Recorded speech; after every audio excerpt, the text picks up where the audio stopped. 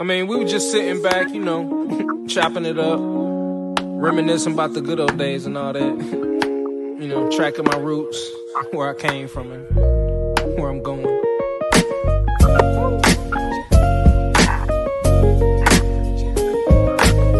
But like I say, man, always said it. It's not about the destination. No. It's all about the journey. Ain't nothing changed but the weather. The dangling carrot that hang from the rear view. Your dreams in the past ain't nowhere near you. Backseat drivers got nothing but 2 cents. Shotgun riders too biased, they all liars. I should get an A for effort, I'm too tired. But I'm never giving up, that's why I'm kinda admired. Role model, like it or not, I gotta play it. Sugarcoat the rhyme sometimes, but still say it. Said I was quitting at 40 is just a fib. I'm still a kid that's wiping the food. Hello, hello, hello, everybody. Thank y'all for tuning in today. Y'all got motherfucking jokes. Okay, that's how it's gonna be. It's the Okay. Forum. Okay. What up? Y'all can't y'all know how to act right? Bet. That's too easy. Oh I'm man. just saying. I mean, you know, yeah, we acting like y'all. So, thank everybody for tuning in tonight. Tonight is the Ask a Man's Forum. So the fellas that we have on the panel have agreed to answer questions that either the women sent in or that they'll post in the comments. So they ready for it. So tonight we But have. damn, Nika, you do look like a dude though. You do look like Wait, I'm handsome to the motherfucker, ain't I? you about to call. You look like you about to start singing in a goddamn a male R&B group, a '90s R&B group. Gotta get ladies what they want, know what I'm saying? I see. Yes. So yeah, when she was getting dressed, we was like, for real. I was like, for real, yeah. She did all that. I was like, that's what's up. She creative. She do it to it. So yeah, she G'd up. When we did Boss status. Show them your shirt, T. Boss status. Boss up.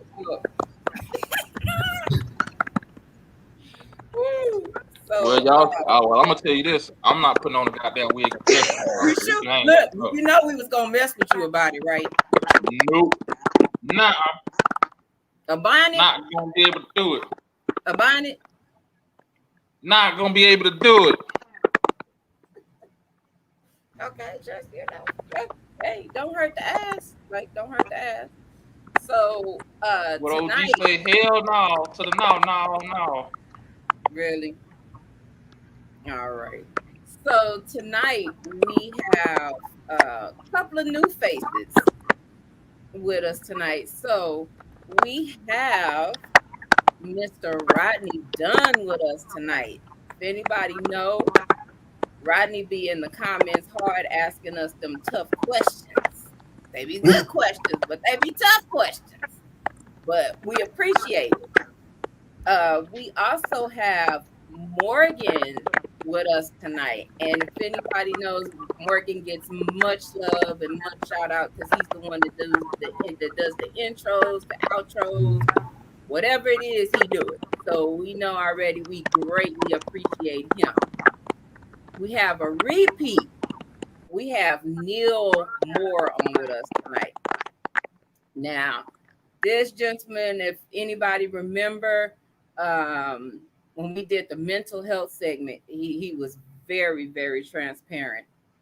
Very transparent. And, you know, on here, we love transparency. So he game time. So we ready. We also have Nico Blue in the house tonight.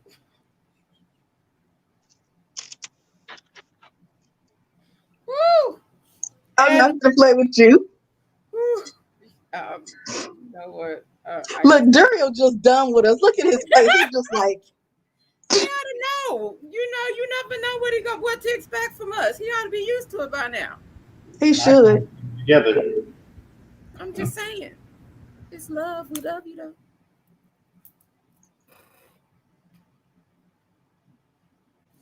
And of course we have. I hate y'all right now. Why?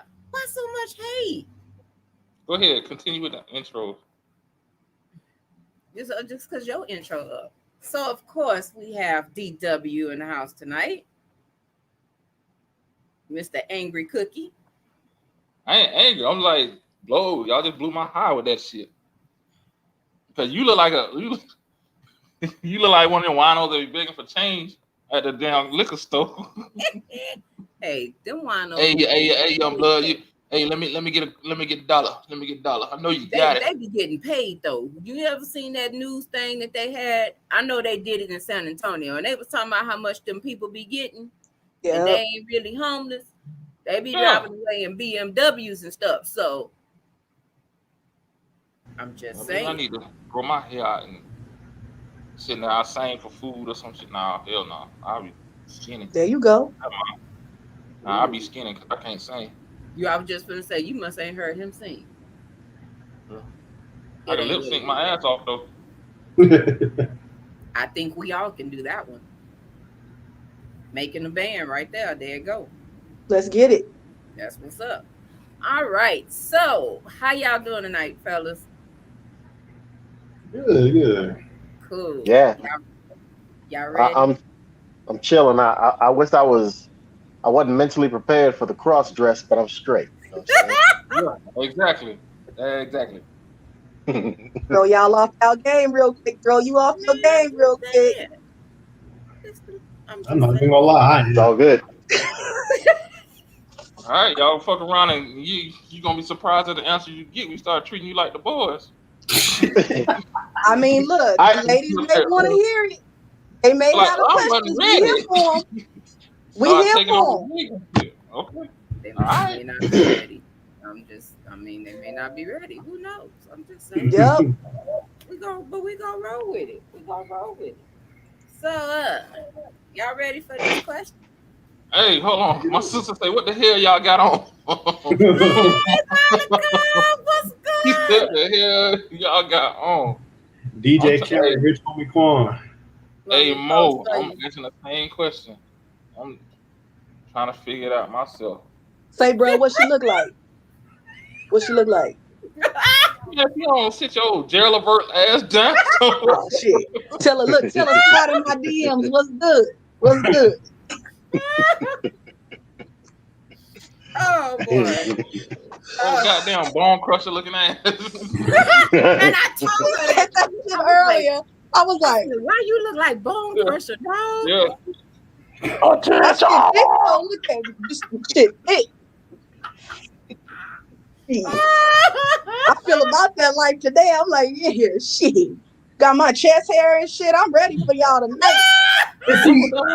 Got my chest hair that threw me off. The beard is good, but just the chest hair that threw me off though. I was like, yeah, that's my chest hair. My shit I ain't shaved yet. I gotta shave my shit off. So yeah. Some of them they like real men. You gotta have a little hair on your chest. You know what I'm saying? So shit. Yeah, we up in here though. What's good? If you wanted hair in hair in your chest, you should have went to the back and drank some Hennessy or something. You know what I'm saying? Something like that. Yeah, I drank a little water right now. I gotta keep it PG for the ladies. You know what I'm saying? All right. Yeah, for sure. All right. Woo. Oh my Jesus. Then she got to pass the towel. Yeah. It be hot up in here, bro. So I'm like, shit. Gotta keep the sweat beads and stuff. Ladies might be asking some questions I ain't ready for. You know what I'm saying? So shit. But let's go. Right. I quit. All right. What you got for us? I'm about to pull a Dion and just get up and walk off. Oh Jesus. We here to be good though. We ain't gonna mess up y'all stuff. No, we good. We here. Yeah, we in the midst. We asking. We want y'all to be amongst the fellas. See, so y'all feel comfortable. Like we the homies. We ready? Let's go. Let's get it. All right. Neeks, you want to start off with the first question? Oh shoot, we don't have no questions in the comments just yet. Okay, not yet, but I can start off. It don't matter. Yeah, go ahead. Let me pull it up. All right. So,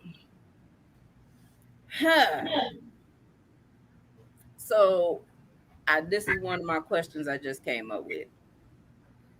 So, for the men that have best friends of the opposite sex, you sweating, son? How do you handle that with getting into when you're getting into a relationship? Well, I guess I can start this one off. Oh yeah. And I can say it was just a luck of the draw, but my best friend Victoria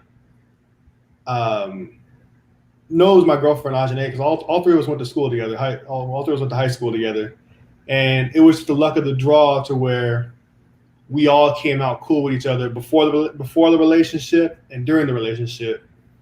So I mean, it's honestly been one of the best things ever. I mean, in a past relationship, when my best friend Victoria and I were, we were solid best friends, then it wasn't acceptable because my ex-girlfriend didn't like that. Mm-hmm. So I had to break off the friendship for about 3 years. Oh. And luckily, our friendship stood the 3 years, and we clapped back right together, and we got together real good, like time never passed. But my current relationship, yeah, it's like a luck of the draw. It worked out perfectly. Anybody? What, Neil? What you gotta say? You got that look. What's up? So kudos to you, my brother, for what you said. I don't have a best friend that's a female, and I never will, because well, let me rephrase. There's a rule in my house, in my relationship. First of all, thank y'all for having me on. Been married 22 years, be 23 years in November. The rule in my marriage is we are not friends with the opposite sex unless that opposite sex person is a friend to both of us. So if I had a friend who was a female before I got married, I will introduce that friend to my wife. And if my wife were to tell me straight up, Neil, I'm not feeling her, I am breaking off that friendship, because my wife and my relationship to her is more important than my friendship. And it could have been a friendship I've had for 20, 30, 40 years, because my marriage is going to come first before that friendship. Now we've met other people, and and we don't even, I'll be honest with you, I don't even have single friends. My friends are married, because I just can't even rock with a single person, because what are we going to discuss other than basketball? You know what I'm saying? Or, so, and I'm talking like opposite sex. So if I'm friend with another female, I'm also friends with her husband, and we as couples are friends. So that's just kind of the standing rule in my relationship. It's a boundary that we've set, because I know me, transparent moment. Especially if she's fine, I'm gonna have imaginations about what it's gonna be like to have sex with her, because that's just how I get down. I'm a visual dude, and I don't need that shit in my life while I'm trying to be a married Jesus guy. You know what I'm saying? So that's just my 2 cents. Okay, married Jesus guy. You was almost touching on one of my next questions too. Watch it. All right, Rodney.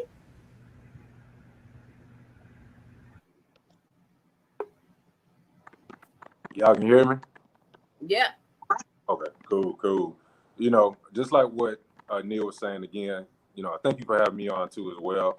Married for 13 years.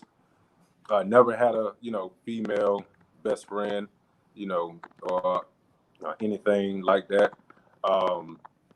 But speaking from Neil, of course, your marriage does come first, and so if my wife definitely don't feel comfortable with, a certain female or, whatever relationship that I had with someone, whatnot, then, there's no discussion.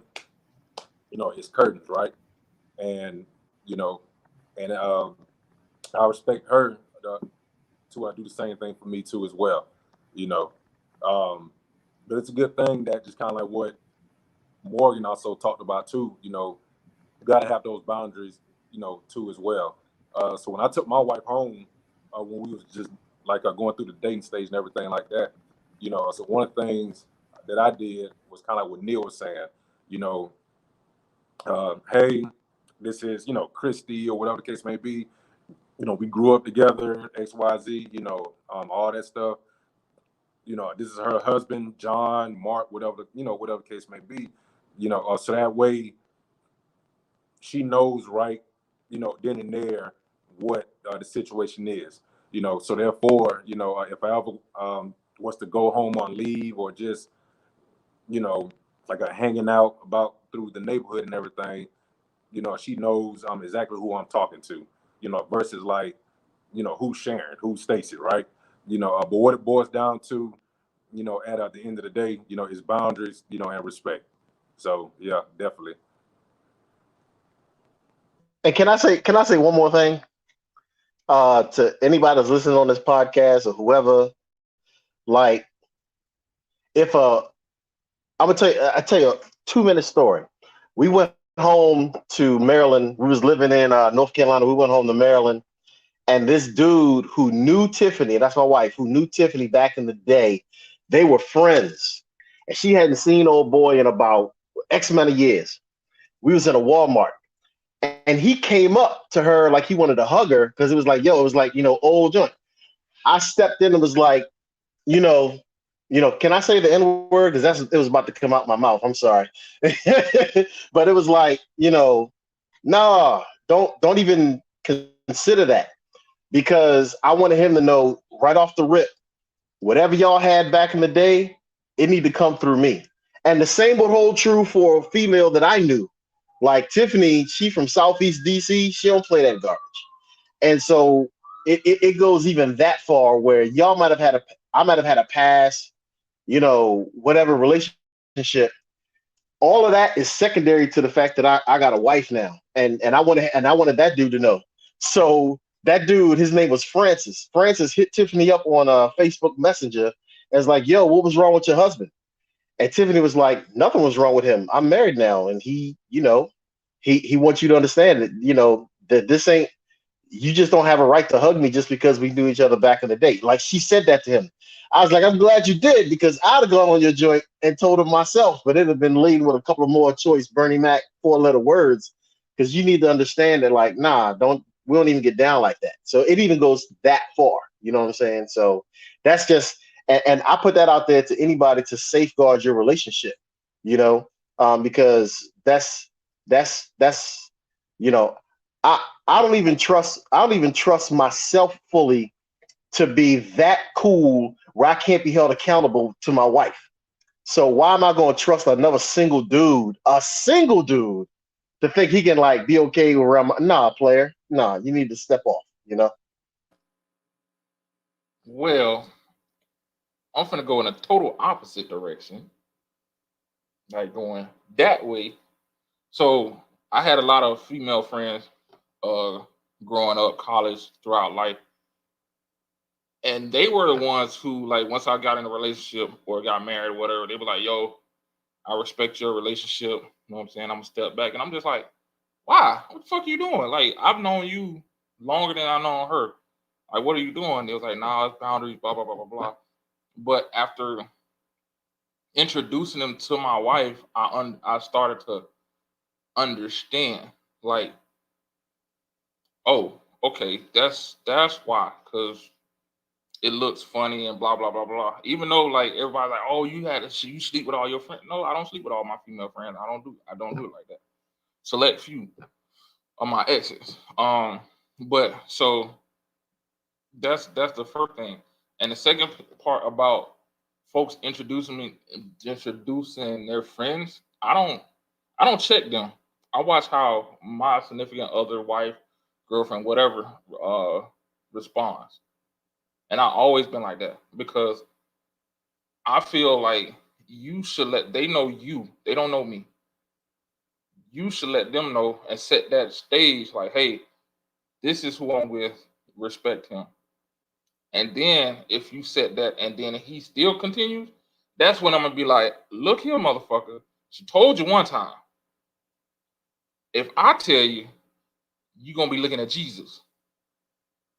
So that's how I look at it. That's how I set it up. Like I've always been like that in all my relationships. I'm not gonna step in front of you and not allow you to do what you're supposed to do in the beginning.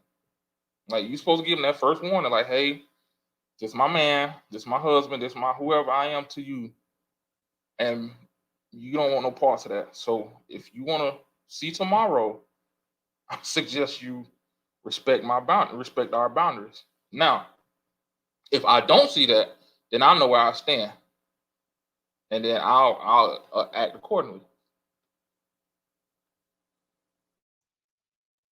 So can I throw my question in there real quick? TK, you on mute. So you don't sleep with all your female friends, just some of them? Yeah. That's what you said? Yeah. Like my exes, like ex-girlfriends that end up, we decide to be like, no, this relationship ain't gonna work. We better as friends, better as homeboys, like that. I have a few of them that's like that. Like we started and everything was great. Then we was like, nah, it ain't. Nah, this ain't. Nah, you cool, but nah, I can't see you future outside of friendship.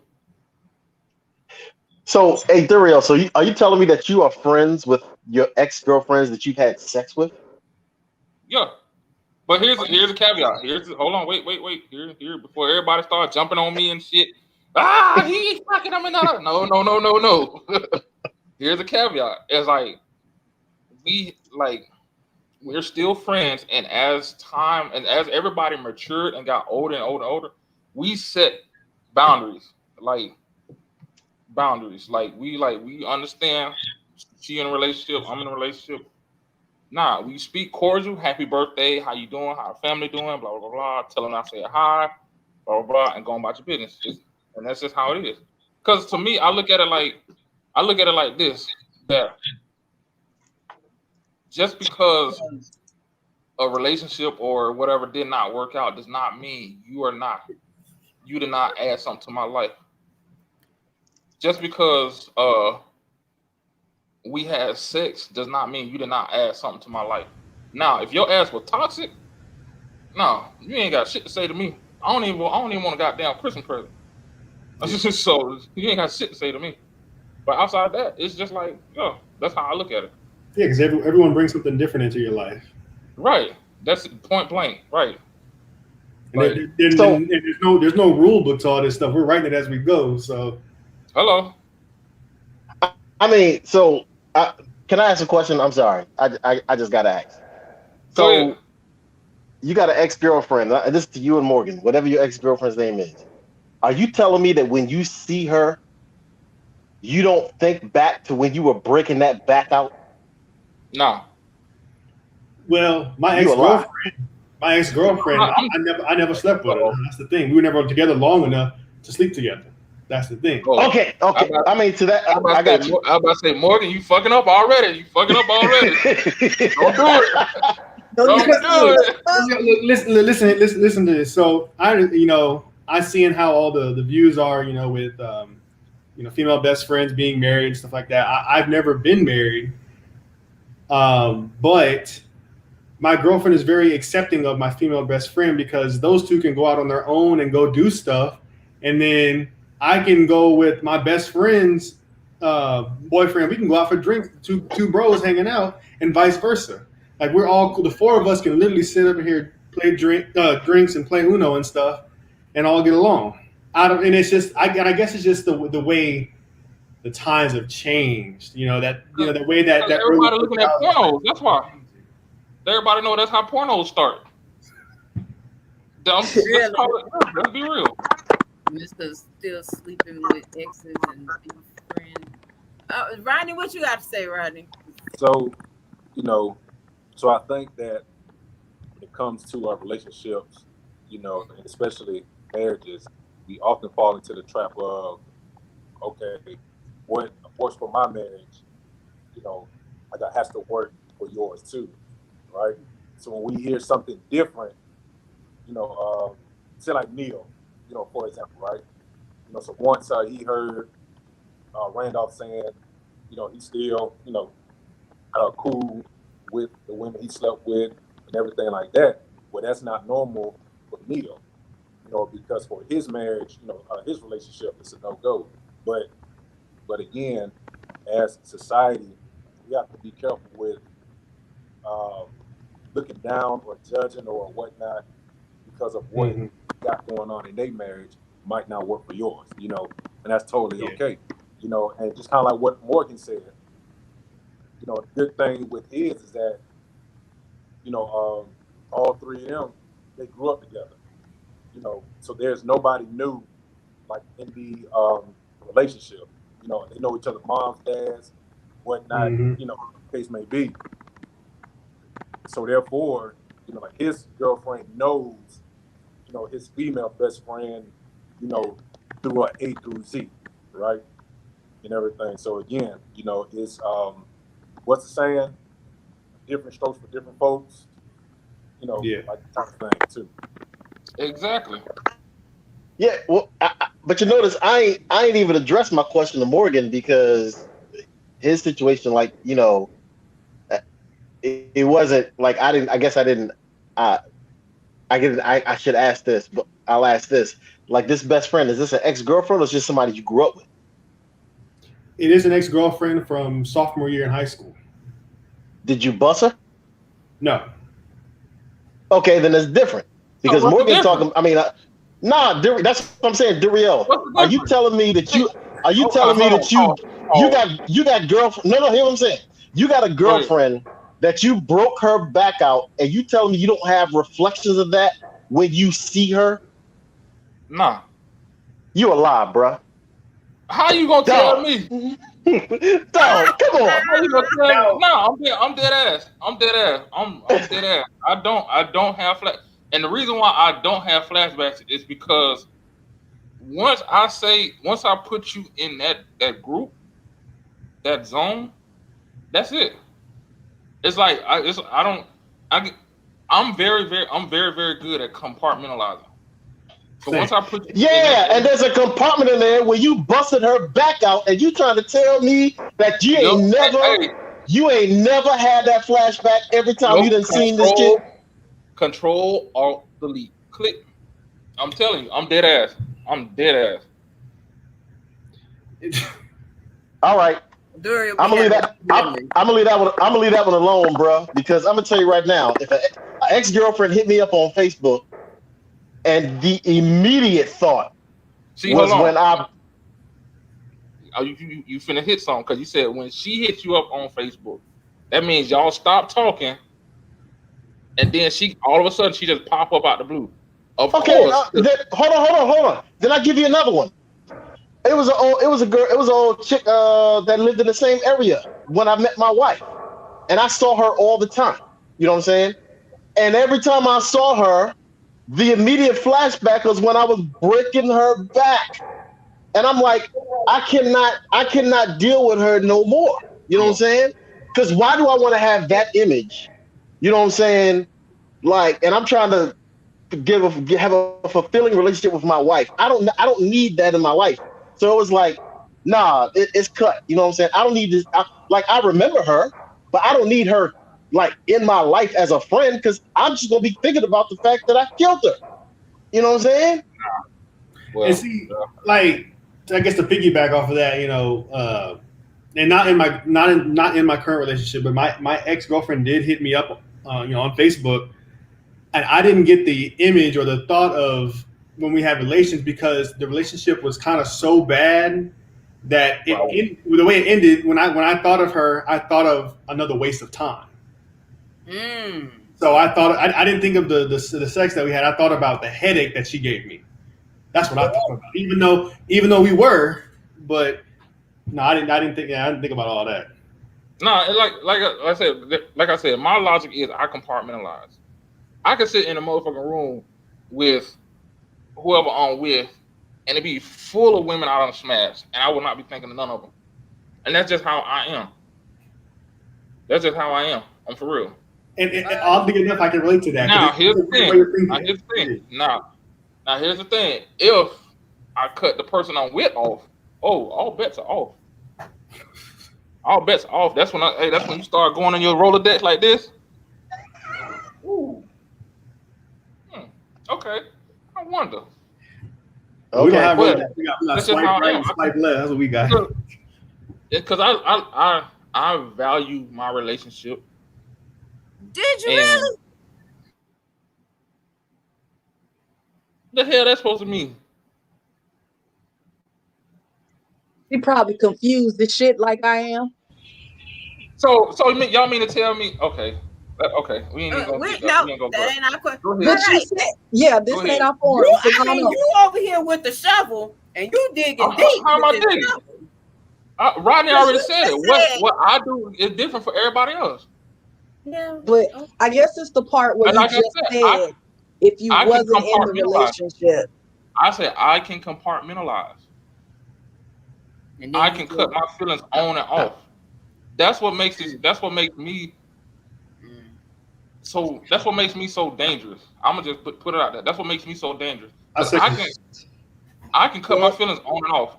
When I'm for you, I'm all in. But the moment you fuck up,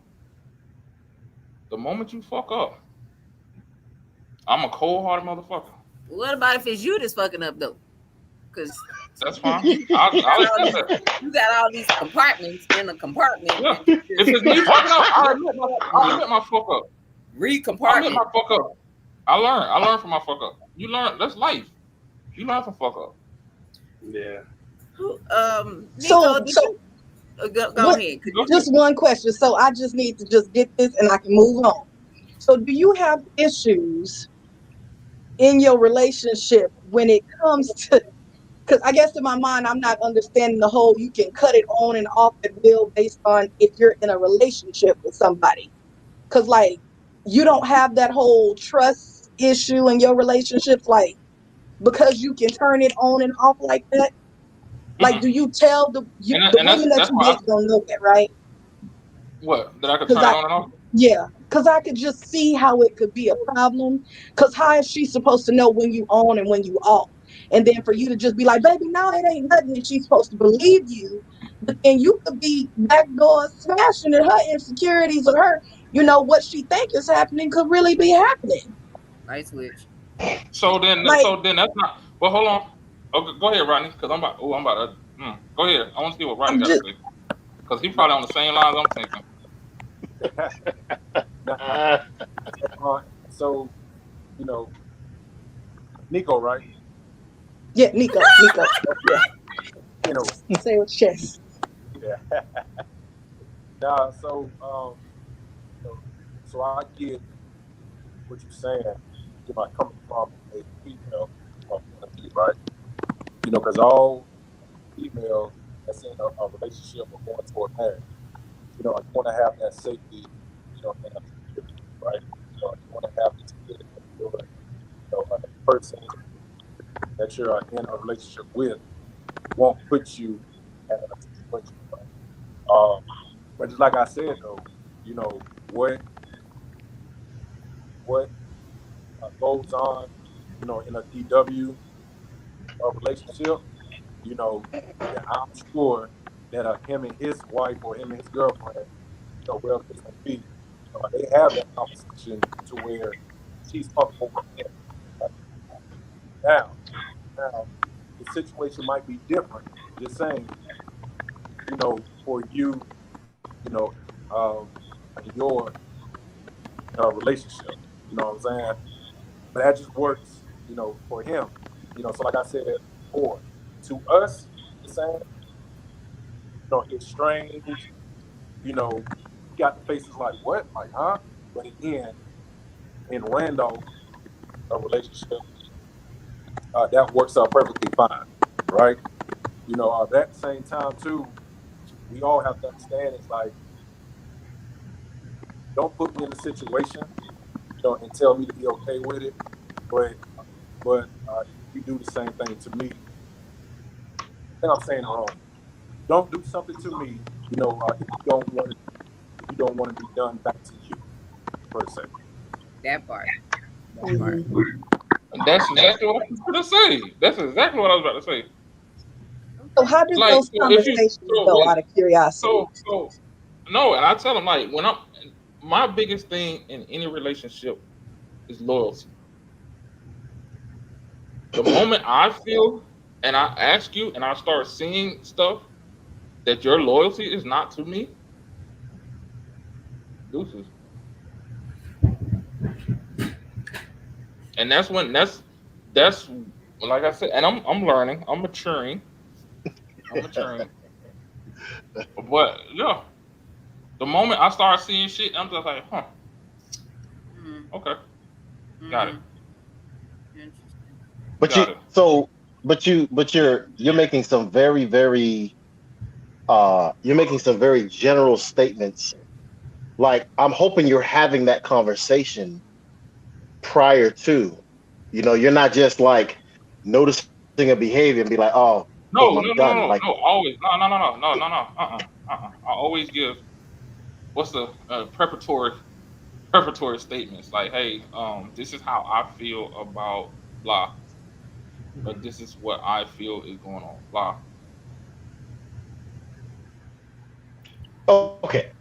Um, yeah, because I mean, I think all of us, generally speaking, all of us as men want loyalty. You Mm-hmm. know what I'm saying? I mean, that's, but you just can't be like, yo, you better be loyal to me, and not give context as to what that means. You know what I'm saying? And I think a lot of men in general, because what I've noticed in my years of living is that, men tend to have this expectation of what they want, and never explained it. So they'll be mad, like, yo, I'm kind of angry with you because you friends with old boy on Facebook. And they're like, well, what's the problem? Like, that's disloyal. Like, wait a minute, we never discussed that. That tends to happen a lot, you know what I'm saying, where there's this disappointment about a behavior and you never communicated about it. So I feel, so as long as you're saying it, I understand where you're coming from, you know what I'm Well, saying? yeah, Now, you made a good point then. That you made a real good point because that was one of the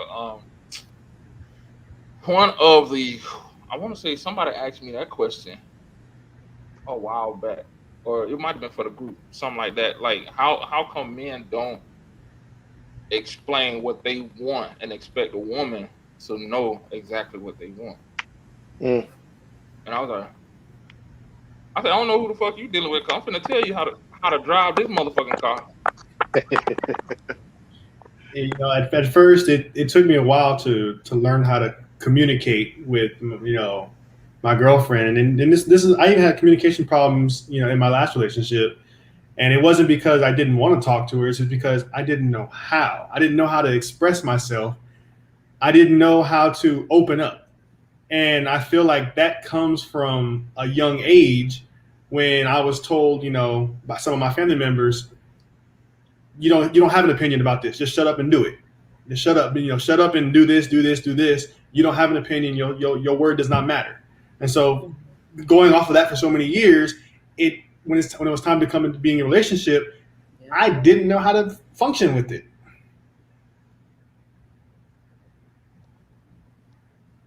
So for me, um, you know, so I consider myself blessed, right? So my grandmother, she had 9 kids, 5 boys, and 4 girls, right? So I had a lot of uncles, growing up, and then this generation that, for me, is more boys, than girls, right? So I had a lot of male cousins, so when it came to like,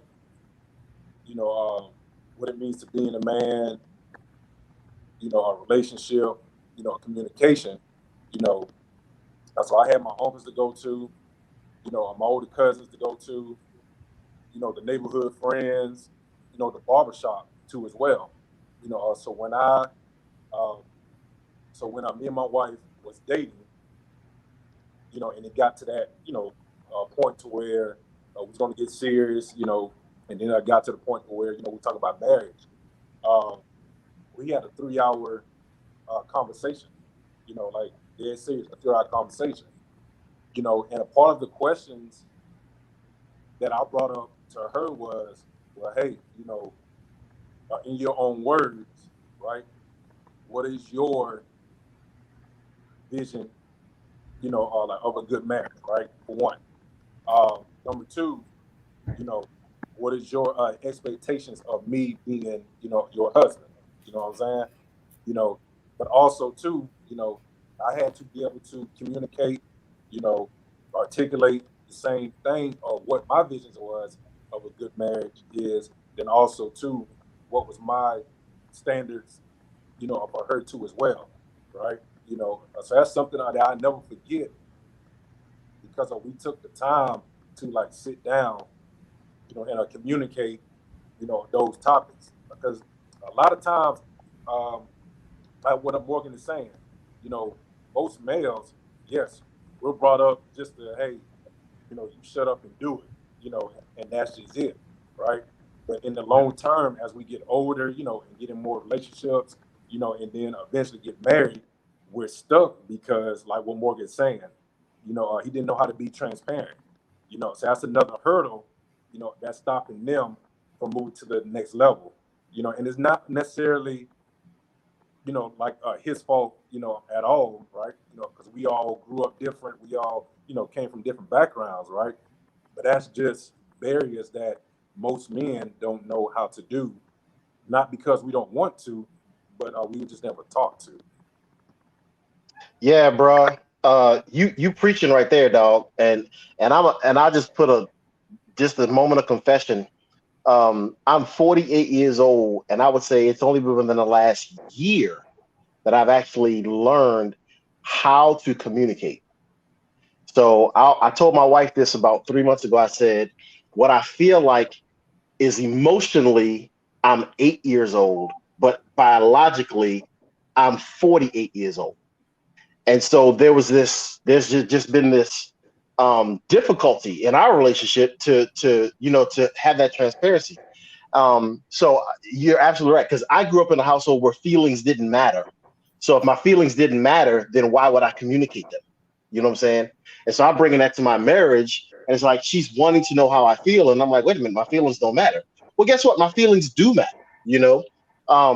And then to the ladies that's on the podcast, and to our fake me out men here as our hosts, I would say this.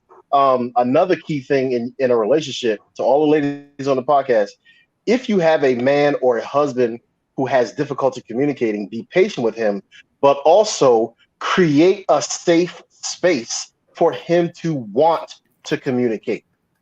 Because that was also an issue in my relationship where I did not feel safe to communicate how I felt. So that was another hurdle we had to overcome. So it's eternal. You know what I'm saying? That the way that whole communication dynamic works. But you all are spot on, man, with how men grew up and all of that. Or I grew up the same way. Yeah. Okay, so for the ones that may not understand, the ladies, what do you mean by creating that safe space? What does that safe space look to y'all as individuals? You can hear me? Yeah. Okay. So safe space, right? For one, there has to be trust. You know, so if I'm going to be transparent, vulnerable, open, you know, or whatever the case may be, then what we talk about has to stay between us, right? You know, not your mom, not your girlfriend, you know, not your BFF. Because with most men, once we open up to you, you know, and be vulnerable about, you know, what we feel, why we feel, you know, and how we got this way, and then we find out that you're telling what we said to you to somebody else, then we're going to shut down, right? So that safe space for us, men, of course, there has to be trust for one. For number two, you have to be able to listen to understand versus listening to reply, right? And then number three, is of course don't ignore it, right? So what I mean by that is, just like what Neil, and again, Morgan spoke about, you have some women, who grew up with brothers, right? And they went through the same thing. But at the same time, just because their brothers dealt with it, a different way or a certain way, you can't bring that to your, relationship or marriage, and think that, just because your brothers did it this way, that your now husband or your boyfriend, has to deal with it too as well. So trust, listening to understand, and don't ignore it. And I'm gonna add something to that because I hear it a lot. Don't weaponize it either. Don't use it. Like when I say weaponize, I mean you might not say you in an argument or something, and something he said and trusted you with, you throw back in his face. Don't do that. Don't do that. And I'm saying that out of experience. That's part of the reason why I know how to turn it on. I learned how to turn it on and off. Because the moment I trust you, get to that level with you, and you throw it back in my face, you're telling me that what I entrusted you with is not valuable enough for you to respect. So I'm like, got it. I had some technical difficulties, so it sounds like the question was, how do you create that safe space? Yeah, I agree with all of that. And I will add another caveat. Generally speaking, I'm not going to just classify every woman like this, okay? But generally speaking, black men would prefer to be respected than loved.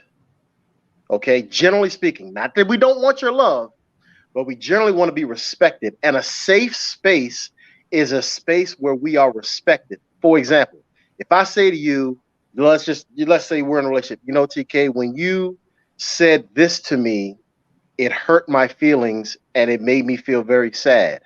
What I don't need is all this neck movement and hand on the hip and like blah, blah, blah, blah, blah. That's disrespectful. Yeah. Or if you come to me with an issue and you want to say, hey, Neil, this is what I don't need, and when you did this, no, if a safe space is a space where a man is going to feel respected. Generally speaking, we would want to feel respected in that space. I'm not saying you can't get mad. I'm not saying that I can't get mad. Emotions can be there, but can we be adult about this and have some semblance of self-control where can I be mad and say, you know what, that really angered me? I just said that in a very calm tone. And, because it's not what I say, it's how I say it. So that's a big one when it comes to safe space. And I'm going to just keep it real. That's been an issue in my house forever. I told Tiffany all the time, you'd be the perfect wife if you didn't have an attitude. I told her that straight up. I said, it's your attitude. It's like I can't stand it. If it's even like an iota of tone and attitude, my feelings are hurt and I just want to shut down. I'm sorry. And generally speaking, when I talk to some of the boys, they say the exact same thing. That's not a safe space. Because it's going back and like we talk about it on the show all the time and we tease about it, but it goes back to what we always say. We're expressing ourselves and you're hearing with emotions versus hearing to understand where he's coming from. And so when you hear with emotions, you're, instead of digesting what's being said, you're hearing it, creating your rebuttal so you can fire something back. And then it ends up going from a conversation to a war. Because we as men, we're not going to sit there and be like, okay, baby, nah, we're going to fire back and you're going to fire back. And it's going to get to the end of the night where neither one of us talking to each other. Mad as hell. about something so simple where if one of us would have took the time, or if we'd have just took the time out to sit there and be like, okay, let's look at this. Let's think about what's really going on. So, because my girlfriend and I, we have our disagreements just like any other relationship. We've never gotten into a full-fledged argument over anything, because if there's just something that we know that we're talking about and it just gets us heated, we respect each other's space. We part ways for a few minutes, and then we come back and regroup, and we come back with clear minds. We don't need to take any of our secrets and throw them back at each other, bring back any past and throw it back at each other. We don't need to weaponize our conversation. So I mean, we sit down at the table, and we have an adult conversation about it. And just to add a tidbit, one of the things, which is also a question, but one of the things that I love about Morgan and Ajane is they were friends first. Before they even got into the relationship, they were friends first. Even before, when they thought they were ready, but they still had a couple of issues, they still waited till they worked out those issues. And him coming to me to talk to me, one of the things, because he was supposed to have been on the one of the other men's episodes, and we were talking. And one of the things that he told me was that Ajane is the first girlfriend that he's had that allows him to vent and speak on his feelings. And I was like, for them to be young, they're in their 20s. You know how rare that is to have in the 20s? Because I know people my age are still trying to figure that out. Yeah, y'all gonna be some old ass couple on the corner, rubbing on each other, 80 years old, feeling on each other's booty. And I'm cool. Come here, baby. Bring me my teeth. I'm actually cool with that, because one of the things I told Morgan too, his parents are high school sweethearts, and I watch them whenever we're all together. If I run into them in the store, I watch them. His dad looks at his mom like it was like he just fell in love, like he hangs on her words. It's just a beautiful thing. And I see that Morgan looks at Ajane in that same way. And I'm like, that's good stuff. And like what Durian was saying, how people, in other relationships, they bring something into your life. My last relationship, and I'm not even gonna sugarcoat it, it was so toxic that when I would go to visit my ex-girlfriend at the time, and something would stress me out, and I would start, I would probably just, drop a few tears or whatever. She would tell me, stop crying, you pussy, stop crying. Like, you need to man up. You the rock in the relationship. What are you doing? And it was hard. Hey, you should have pushed her ass over, bitch. That's honestly why, from that relationship until the current one, I was single for about 4 or 5 years, because I felt like, if I had a crush on a woman and it became serious, it was only going to get so far before I got heated or I got emotional before she would see me as less of a man. And with Ajane being open and understanding, and just everything above, all the above, I feel more in tune with not only just my manhood, but just life in general.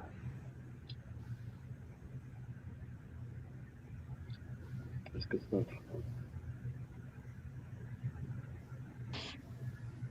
Okay. So I'm gonna say this. I'm gonna say this real quick.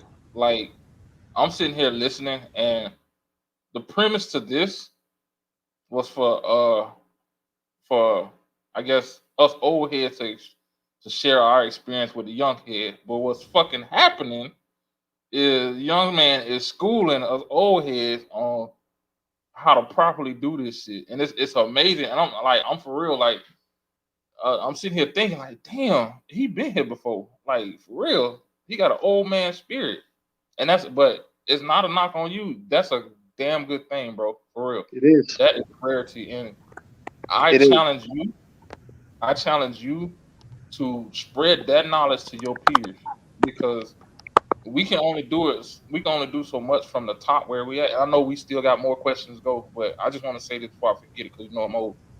But we can only do so much from the top. You have your fingers in that community. You can be more impactful to young black men in the community than we can because you're living just like them. They are. You can be the guiding light to them. Like we're trying to open up the pathway for you guys. Yeah, that's I hard. can definitely thank my dad for everything that he's taught me because really, I mean, other than my uncle and my grandfather, I mean, they all were father figures to me. But my dad was one of those type of dads where he didn't say get over it or whatever. He got down on one knee and he looked at you and he said, this is how it's gonna be, and he gave me the most calm and collected environment. I could be open with my dad instead of some dads shutting their sons out. And with me growing up with a lot of female cousins, that's really where it came from on how to understanding how a woman's mind works in some perspective. But I took all that what I've learned from my father and all my female cousins and stuff, and kind of just put it together and just kind of made my own version of it and been doing that ever since. You write a goddamn book. That's what's up. I'll make a film about it. There you go. So going into some of the questions that we got in.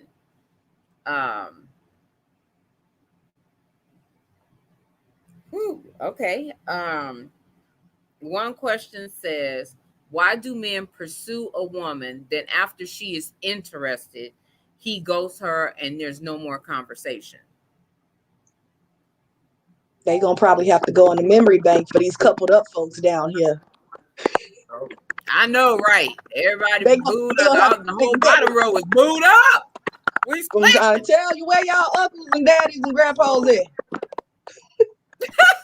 I'll say for one, because of that man or that person, they're still in player mode. They're still out here, like having their fun in the streets and dating this person. And then, okay, once that's over with, all right, they can hop back on the phone, holler at this person, and everything like that. So that's the reason why that when things like that happen, right? So when you meet somebody new, right, so in today's society, what seems to happen, for what I see is that people would have sex first, and then try to get to know somebody.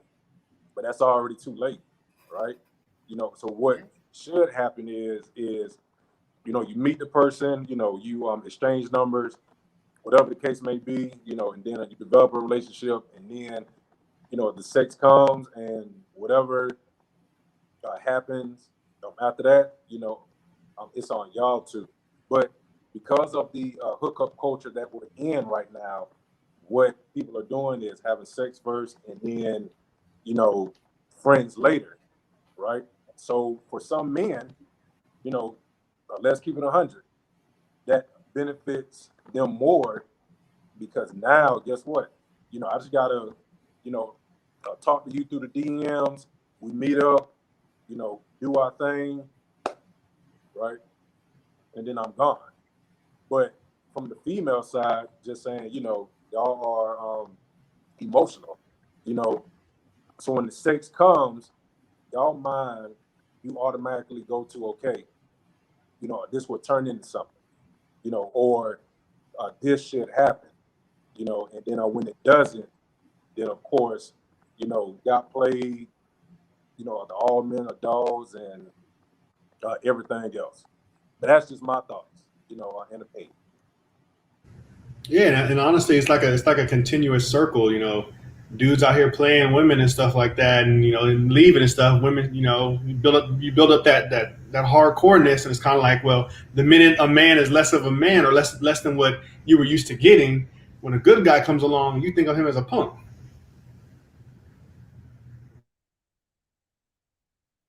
That part. Yeah.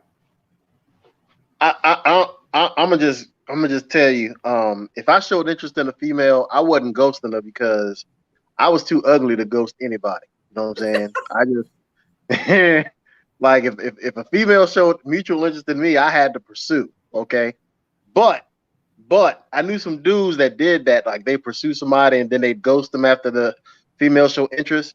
And they were honest with me. They said that because it was the chase for them. It was the hunt. And once the hunt was over, they lost interest. I ain't gonna lie to you. I used to cuss them out for doing that. Like, dude, don't you understand? There's guys like me out here that have a hard time even talking to a chick, and you just screwing it up for all of us. So, but you know, it's the hunt for them. And whoever asked that question, or whoever is in the audience that has experienced that, just recognize that guy, he wasn't ready for anything in the first place. He isn't ready for anything in the first place. The fact that he ghosted you, as good as he looked or whatever it was, it is to your advantage that he ghosted you, because if he stays, if you try to pursue him, it's gonna be nothing but trouble. Nothing but trouble. Okay, I'm gonna go ahead and do my normal thing, be the asshole of the group. I'm gonna just go ahead and say the flip side to that. He may not have ghosted you. He may have just lost interest. I mean, he kept pursuing, and the more he found out, he was like, nah, this ain't gonna work. Now, and that's part of dating. You're not gonna match up with everybody. You're not gonna bond with everybody, and they're not gonna be that Disney World, that Walt Disney movie where they come along and they kiss you and you turn into a princess. No, it's gonna be some motherfuckers that you don't get along with, that you're gonna be like, why the fuck am I even talking to you? Like, I'm losing brain cells just talking to you. And that could have happened. And he's just like, okay, she's not my type. Let me move on. Now, if that's the case, he was wrong for explaining that and saying, hey, we're not compatible. This ain't gonna go nowhere. I'm sorry for wasting your time, and moving on. He's wrong for not saying that. But it's not just he's a player and all that. You got to take all this shit in consideration. You may not be the best person for that person, or your personality might be some shit. Let's call a spade a spade. Like, yeah, we tend to. Oh, I'm gonna just say it. We tend to put the blame on everybody else first versus looking at ourselves. Like, yeah, yes, but Duriel, you made the qualifying statement. If he doesn't communicate, then he did. No. You know that's what I'm saying. I'm saying I understand the ghosting part. Yeah, I said that he was wrong for doing that. But we are putting so many, oh, well, he was a player, he was this. We putting so many things in it. Let's open up the whole box. Just don't have it one-sided. It may have been your personality didn't vibe.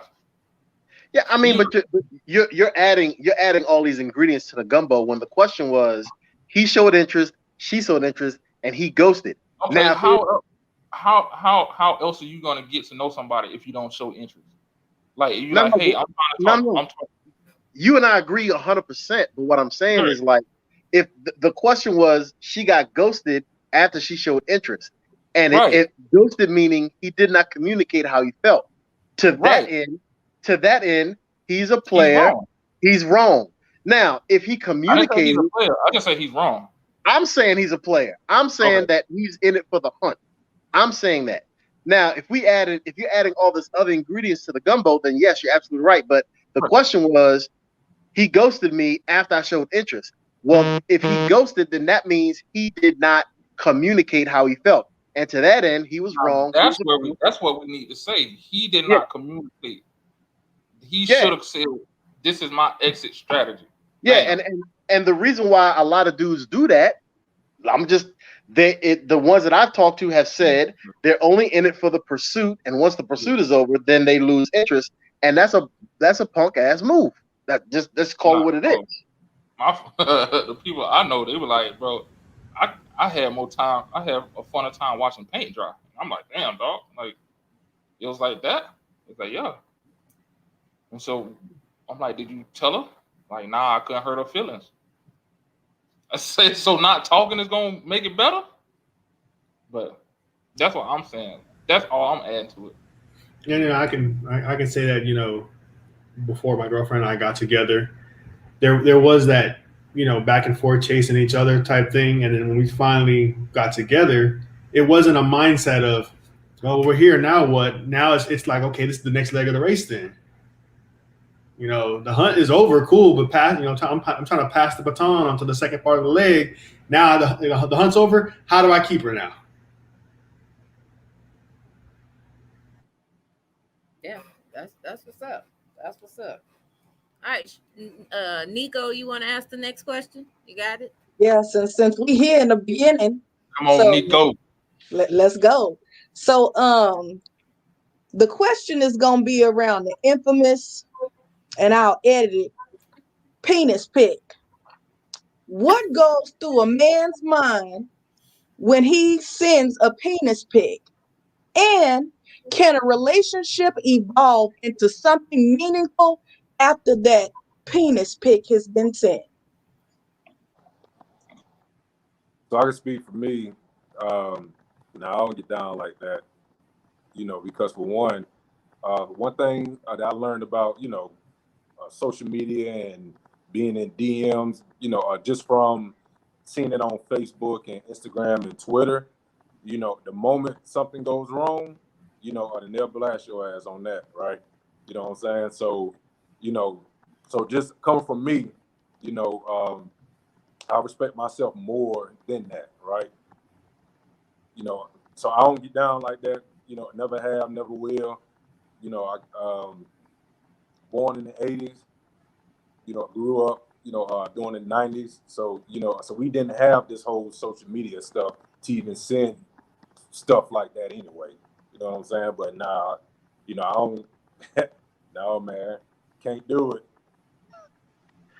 I'm curious what the young blood got to say before I give my 2 cents. Because this is more like, this is the way they get down. You know what I'm saying?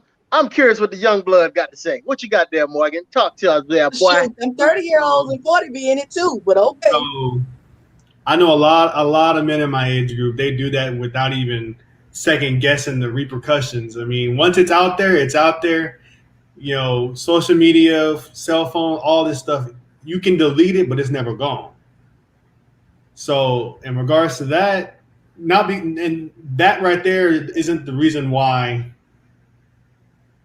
I've never done it. I just because I don't want to put myself out there like that. I don't need everyone and their mama knowing. And plus 2, that's not something that needs to be shared with the world.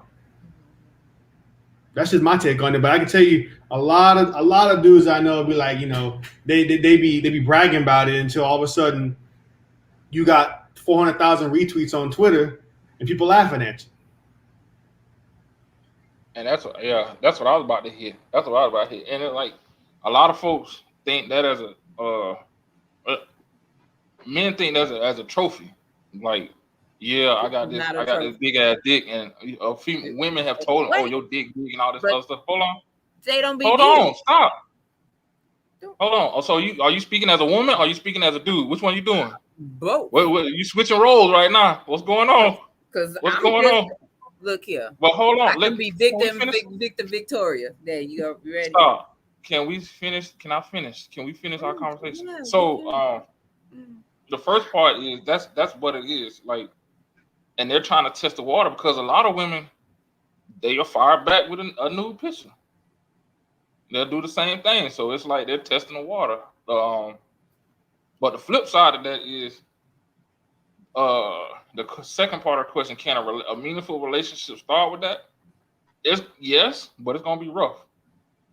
It's gonna be rough, and the reason why I say it's gonna be rough is because everybody gonna have that thought in the back of their head. If they did it for me, who the fuck else he doing it for?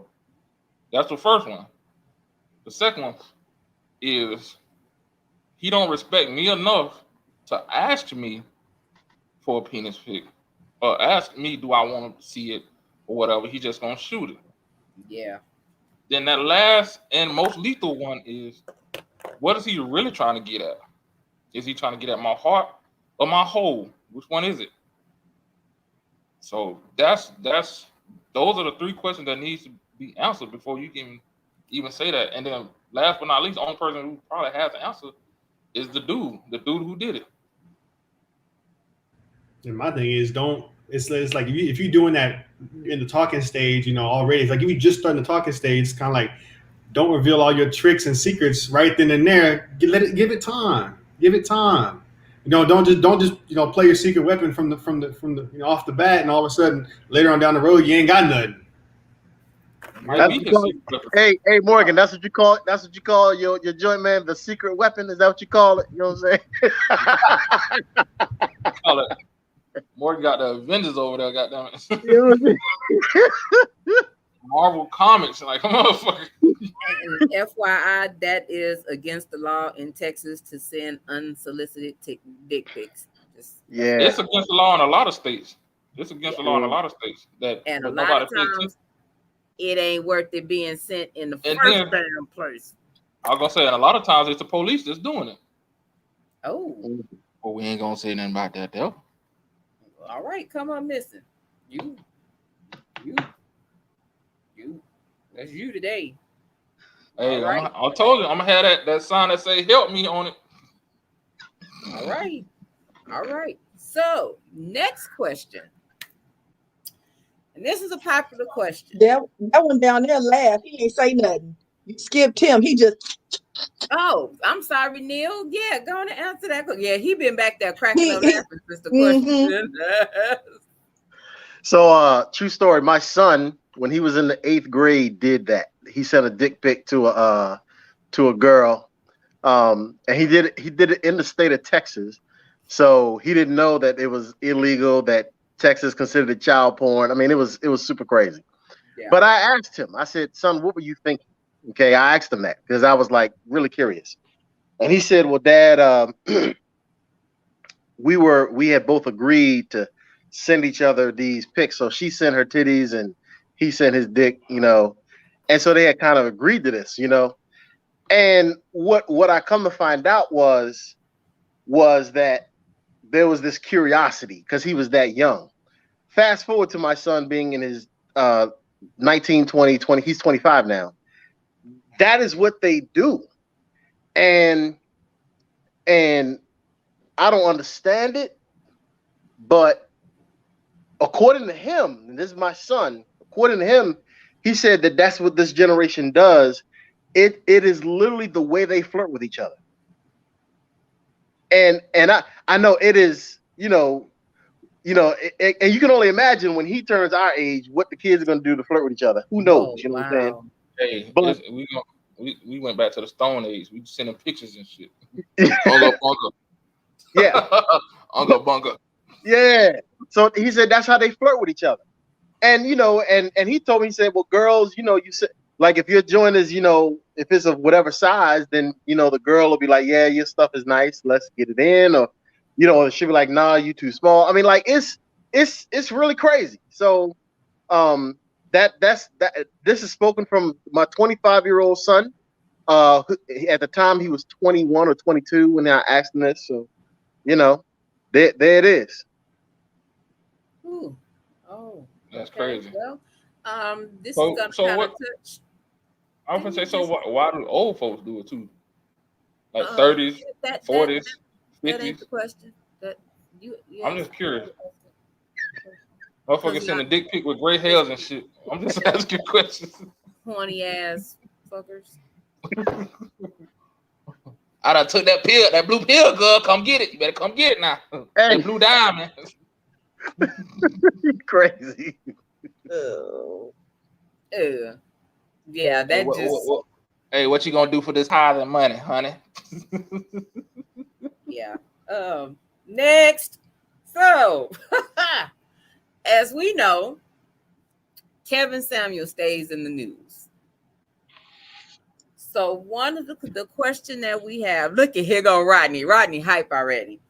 So, what defines a high value man?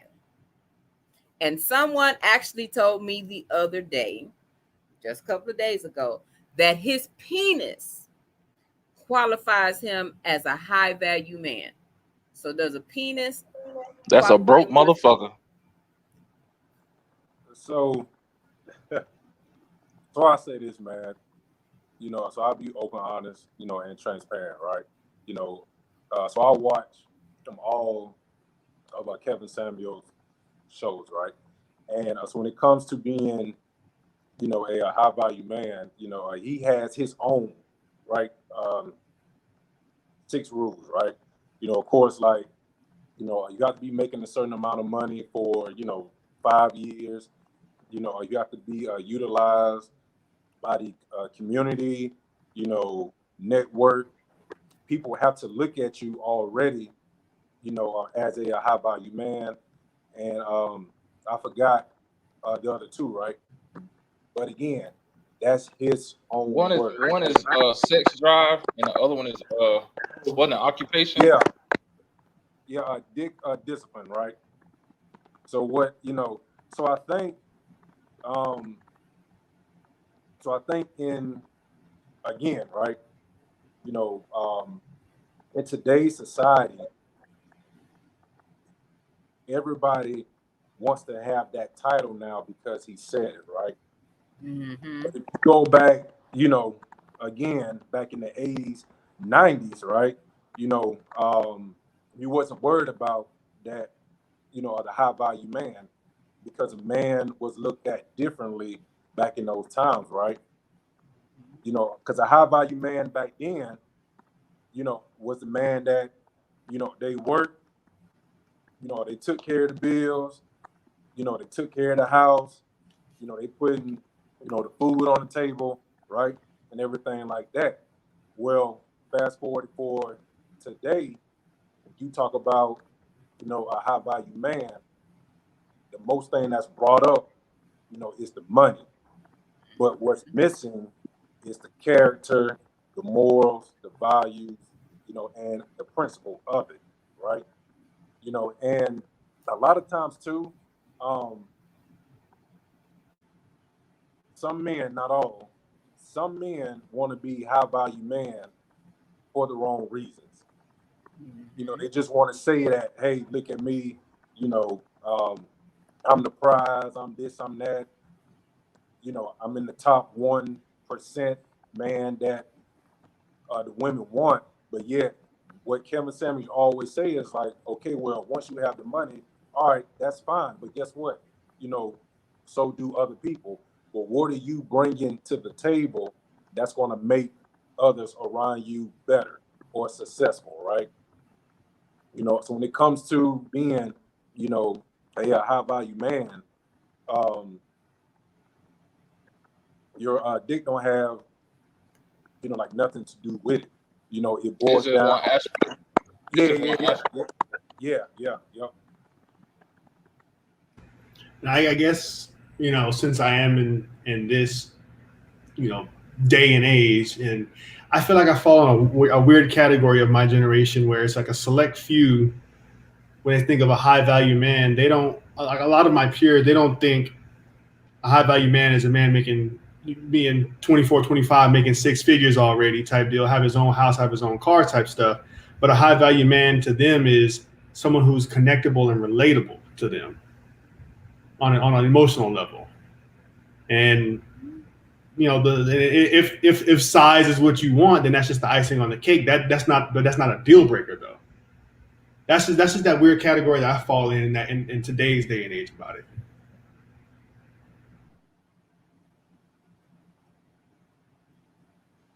So, go ahead, Neil, because I know you about to say something. Yeah. What? I'm not. Now I look behind all that, and to me, I think that's for lack of better words, I think that whole terminology has been a money grab for Kevin Samuels, because he kind of, propagandized this term of a high value man. And then he starts, kind of talking to different women about why they should or should not deserve this, you know what I'm saying? But Rodney hit the nail on the head, you know what I'm saying? Like,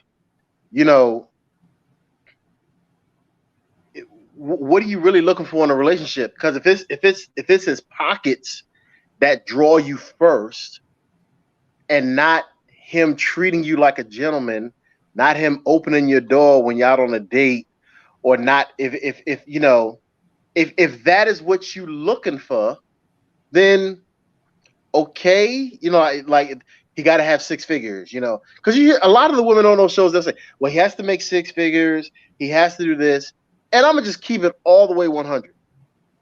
Kevin Samuels has made a lot of money talking to hurt women.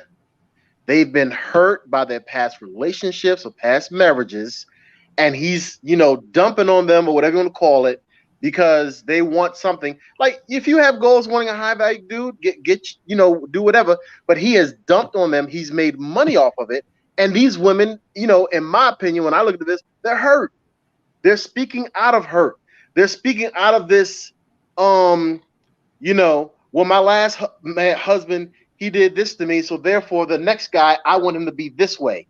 No, baby girl, you need to go back to therapy, get healed from your past relationship before you even consider going to another dude. But he don't say that, you know. He wants to say, no, you need to be worried about getting a regular guy, and you know, and it's real crazy. So to the person who asked that question, whoever, if you have questions about that, what is a high value dude? How about a high value dude is he's going to put you first. He's going to think about your needs before yours. He's going to defer what he wants to prefer what you want. And it has nothing to do with his pockets or anything like that. Now, I'll be honest with you. I wouldn't want to date a guy that makes minimum wage, or I wouldn't want to date a woman that makes minimum wage. I understand that aspect comes into it. No, but no, you date that motherfucker, and she gonna be nice to you, and she gonna do all that shit. No, but here's why. Go ahead. Here's why I'm saying that, because, and I'm talking about myself. If I'm 48 and I'm dating a 45, 46, 47-year-old woman, and she's still making minimum wage, there are gonna be some questions that pop up in my head. You know, that's gonna be a red flag for me. Okay, now it's just a red flag. But I'm not placing her value on what she makes. Because if we start getting it in and start dating each other, and I'm like, yo, I feel respected, I feel loved, I feel all of that, what she makes will go to the back burner. It will. So that's just my take. So, you know, like I said before, you know, I always watch his live shows, you know, his Instagram, you know, and he do 100% ask the ladies, like, hey, when your relationship, you know, was over, or whatever the case may be, you know, have you gone to therapy? And some of the times they say yes, they've gone, but they never finished. Some of them, they have gone to therapy, you know, and they changed for the better, right? But the other times, you know, they say no. You know what I mean? You know, so you are right about, like, once your relationship ended, you know, and whatever went on, you know, you're definitely right, Neil. Whatever happened, baggage you got from it, yes, definitely, you know, go to therapy, work out whatever issues that you experienced through your last relationship before jumping to, you know, a new one. So here's my take on it, and basically everything that both of y'all said is what a high value man. You can't have one without the other. The reason, and what I'm talking about is, we say don't judge it off of how much the dude make, but how is he gonna provide for his family if he's not making enough? You can't say that whatever everything that you said, but a high value man is everything, like I said, everything that y'all said he is. That's how you describe what a high value man. He handles his business at home, outside. He makes his woman feel appreciated. He makes life easier. He enhances her life as she enhances his. That's what a high value man is. What people are getting twisted, and I guess I shouldn't say twisted, what's getting lost in translation is what they see on TV. They see the Jay-Z's, they see the Barack Obamas, they see who else? The Real Husbands of Hollywood, shit like that. And they say, oh, that's a high value man. That's the type of man that I want. You're just getting a snapshot of what's really going on behind, what's really going on in their life. So you can't base that on what a high value man is. So definitely, my definition is of what a high value man is what everybody said on the board. With how much you bring in, how you look at your family, how you treat your wife, how you treat your family, how you operate, move in the community. Because at the end of the day, those are the things that matter. All that other shit don't. Yeah, it's funny. You mentioned Jay-Z. Like, for all intents and purposes, Jay-Z has one of the most beautiful women that folk, men are like falling over Beyonce. That nigga cheated on her. Why?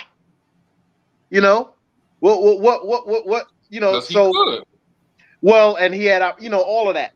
But it's like, just like you said, Dariel, like they'll look at Jay-Z or cats like, and want this dude like him, and he's whatever example they use. And it's like, I don't, that's why I said it's been a money grab, because he kind of, he claims that like a lot of women will call into his podcast saying they want a high value guy. So maybe he felt like, say what now? I say he coined that term. Yeah. Yeah, he coined it. Yeah. And so now it's kind of mainstream, and 6-figure salary, six-figure salary, no kids. Because the other part that that a lot of women, they don't mention, but he mentions it all the time, is that he feels like a high value man should be allowed to cheat. What? Negro, please. So come on, man. That part. So, man, so I'm glad that you brought that up, right? He's not saying that, the man should be allowed to cheat, right? Well, what he is saying is that not all, high value men cheat, or out there, in the streets, anything like that, right? But what he means by that is, what he's trying to get the women to understand is like, okay, you want this, again, this top 1%, this top, a 10% guy, right? All right, cool. 6 feet, muscular, makes $100K plus more a year, blah, blah, blah, right? But what he's trying to make the women understand is that top 1% man, 85 to 95% of women want him, right? So what he's basically saying is that, not saying that all, the high value men do it, but he's trying to just make the women understand and say, okay, do you realize that the man you want, 85, 95% of the women want this man, right?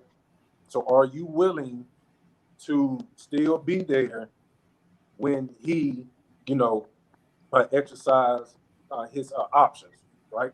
What he called it too. On one of his shows, he says it's not defined as cheating, right? Again, not mine, just his, right? So what he's saying is, why the hell are you defending this dude, bro? Hey man, look, I'm not defending him, right? But I'm just watching his shows, right? Right? But what he saying is that, like his terms is, okay, cheating is when you are treating the so-called side chick or mistress at the same level you are treating, your wife, right? Now, Neil, again, I get it, right? But remember, let's go full circle. Remember, me and you, right? I'm not saying that I 100% agree with it. I don't, right? But that's in their world, right? That's what goes on. Whose world? Like what Randolph, just saying, in the love and hip hop and, the Jay-Z's and, the people who, make those money, right? That's what goes on, behind, the scenes, right? Now, for me, for Rodney J. Dunn, just saying, if I was a high value man and I'm, making all this stuff, would I do that to my wife? No, I wouldn't, right? Because I don't have that type of game or, right? Like, I don't want that type of lifestyle, right? Right. But what he is saying is that's what happens within, the high value man world, right? We might not agree with it, but that's, their world, not ours. Okay. I'm curious to see what Nico and TK as women, how y'all feel about that. I know this is about the men, but what's your take on what Rodney just said? Look, I'm trying to wait for tomorrow. I'm letting y'all have it tonight. I'm trying to let y'all have it. I'm listening. Oh, is it the women? Is the women's turn tomorrow? Huh? Yeah. Tomorrow's the women. So we being quiet. You see, we being quiet. We asking, but we holding it. All right. So then I'm sorry, Darrell. Please have at it, my brother. So bottom line, like everybody, I know we still on the Kevin Samuel. I'm trying to get dressed because I got a unit function to go to. We still on the Kevin Samuels joint, and I got it. Here's my thoughts on that, on him first. What he speaks is the truth. His delivery is fucked up, yes, but he comes with cold hard facts. He comes with numbers. He comes with data that backs up what he's saying about the black community. Like it or not, whether you agree with it or not, it's factual. It's numbers backing it. 2, his definition of the high value man has been set for a long fucking time. The only thing that changed is the putting a name to it. If you look at how he describes a high value man, it's basically what a grown man is supposed to do, period. Supposed to provide for his family, supposed to support the community, supposed to do all of these things, supposed to uplift and cater to his woman. The only thing he did was put a name to it. He could have been like, this is what a deadbeat father is. He could have done. It doesn't change what he's saying needs to happen.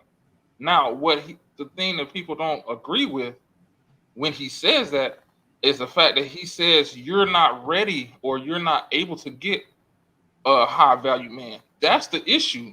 It's not the definition of what a high value man is. It's the fact that he's saying you're not ready or you're not able to get a high value man. That's where everybody try to, I can't have a high value man. No, because you're not ready. It's not the fact that you can't find one, you're not ready. Well, and he also says I agree with you. He also gives the statistics on the fact that like the average salary for black men in the country is $55,000. You're wanting someone that makes over 100. That's less than I got all of that. And guess what? I agree with all of that. The part that gets me, and I call it the money grab, it's like you said, he coined the phrase, and women are gravitating towards it. But the way, to me, where he loses his credibility, let's call it what it is. He says, Rodney says exercise options. Nah, it's cheating. If I say I'm gonna be with you, then I'm gonna be with you.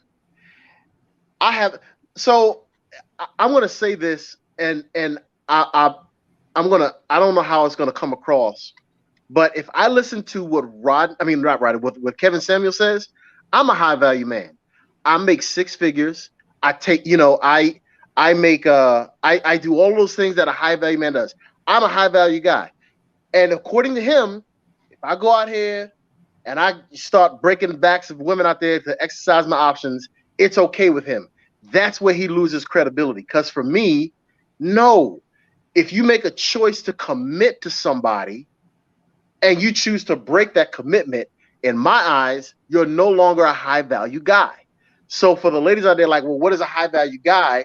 Rodney coined it perfectly. Someone who has morals, who has values, who wants to take care of you, all of that. You know what I'm saying? It ends there. And that's where I feel like he loses his credibility, but women gravitate towards him. And it's true, Duriel, he does give great statistics. I've listened to his podcast as well. But to me, he loses credibility on that one point because we just had the conversation 30 minutes ago. What do we all want? Loyalty. So, right, you know, Neil, right? You're 100% correct, right? But again, like I said, the morals and values and the principles that me and you and DW, you know, grew up with, they're not the same standards for men in today's society, right? So when the women call into his shows, right, they don't really want the man. They just want that lifestyle. They want the lifestyle, you know, of staying, you know, on in the mansion, you know, or driving the, you know, the 900 Benz Z model and, you know, buying the Birkin bags, right? So Kevin knows that, right? Right. So what he's saying is, okay, cool then, right? If this is what you want, right, then are you willing to do these things for him too as well? Because again, that man has another 95 women, you know, that's chasing him daily or whatever, right? You know, but I 100%, you know, agree with you, right? You know, like I'm not in nobody's inbox. You know, I don't, you know, like mess around on, you know, like a social media or anything crazy like that, because that's how we grew up as, right? But again, like what Randolph said, that world, you know, is completely different from our world, right? You know, right? But for you, you're right. You know, the high value man is definitely a mindset. But again, in today's society, they don't look at it like that. They look at it as materials, the money, the cars, the house, you know, the shopping sprees, you know, or going on trips to, you know, Spain and Africa and, you know, just to put it on Facebook, you know, to brag about it, right? And visiting Japan, right? Huh? Visiting Japan. Yeah, right. Yeah, I guess all I can say about that is I don't walk around on this earth thinking I'm trying to be the staple or like the bar to be set for what a high value man should be. I'm just trying to be the best man I can be in my world with me and my girl. That's really what it is. I'm not trying to walk around thinking, you know, I need to do this as a man so I can get all these women to start thinking, you know, I'm the shit. I really need to be the shit for my girl.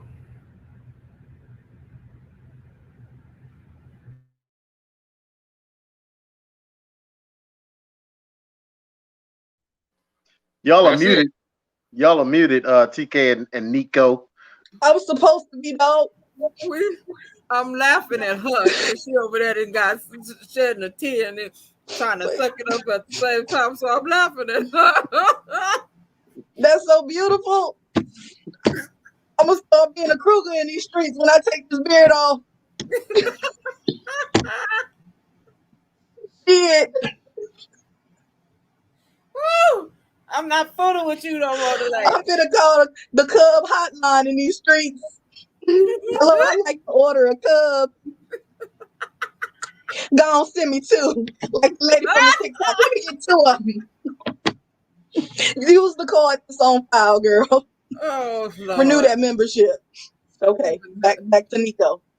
You ready for the next question? Yeah. So, my question. Where this question at? Okay. So we brought this up before, so this question is going to kind of roll around.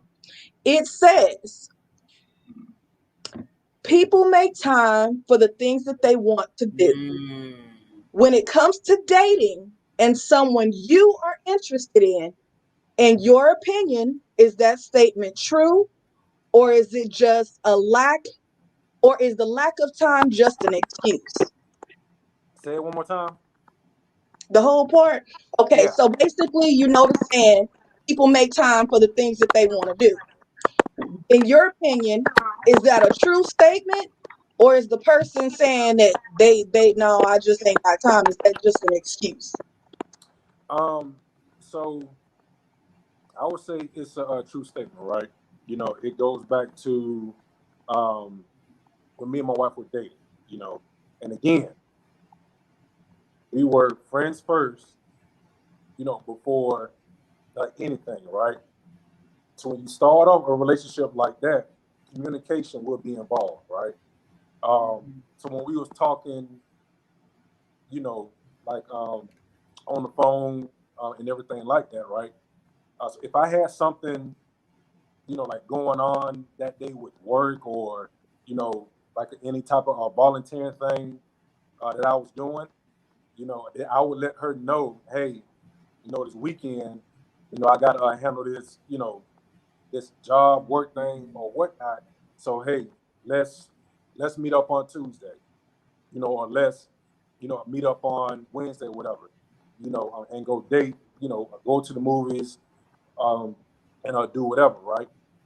So when that day comes, you know, and we go meet up for our lunch or date or whatever the case may be, you know, what I did was make sure that, you know, I put my cell phone down, you know, I'm looking at her eyes, you know, I'm listening to everything what she's saying, because I want to let her know that she has my full attention, right? Now, again, like what we talked about before, you know, if you're not interested in that person, then yeah, you know, at the time, you know, is not a factor, you know, at all, right? But at the same time, you know, out of respect of being a man, you still got to communicate that, you know, so she can go, you know, and move on to, you know, the next person, right? You know, so now, so the time would not be wasted.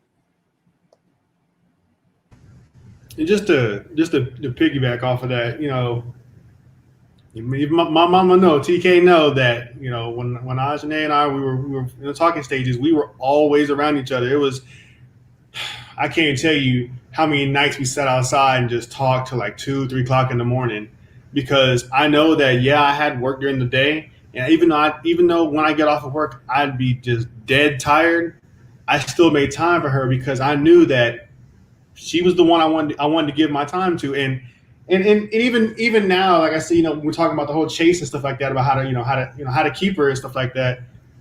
If I know I have one weekend where it's like I have a bunch of photo shoots booked, I don't just, you know, leave her at home. I figure out a way to incorporate her in my day-to-day things.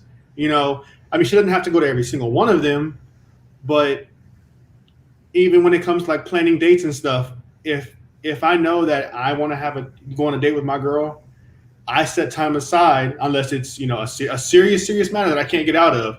But I make time.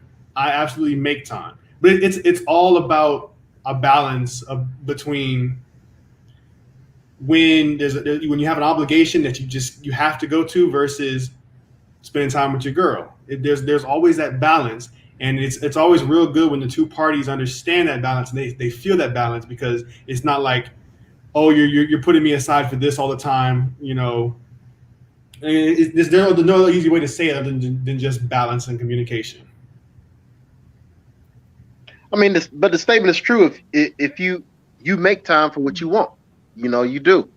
So when you dating somebody and you feeling them, you gonna make time.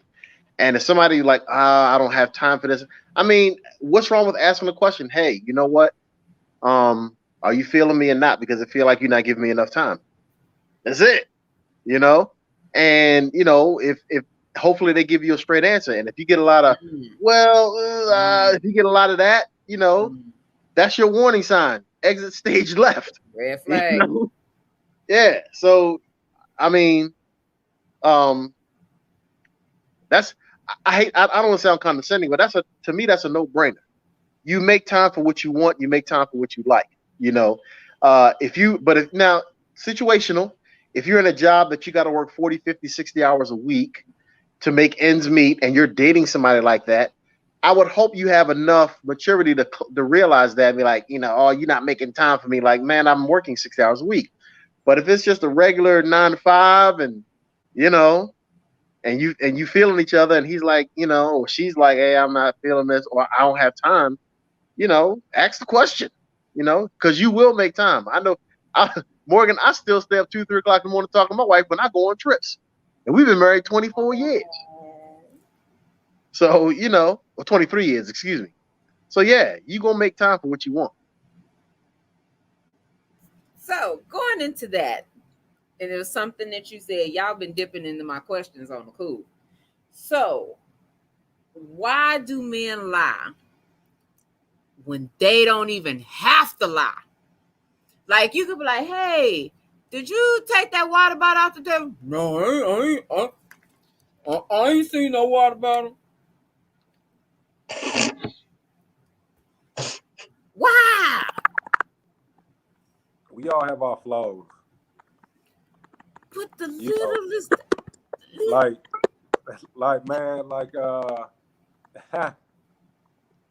was a time to where the usual, right? So I was supposed to take the meat out the freezer, right? And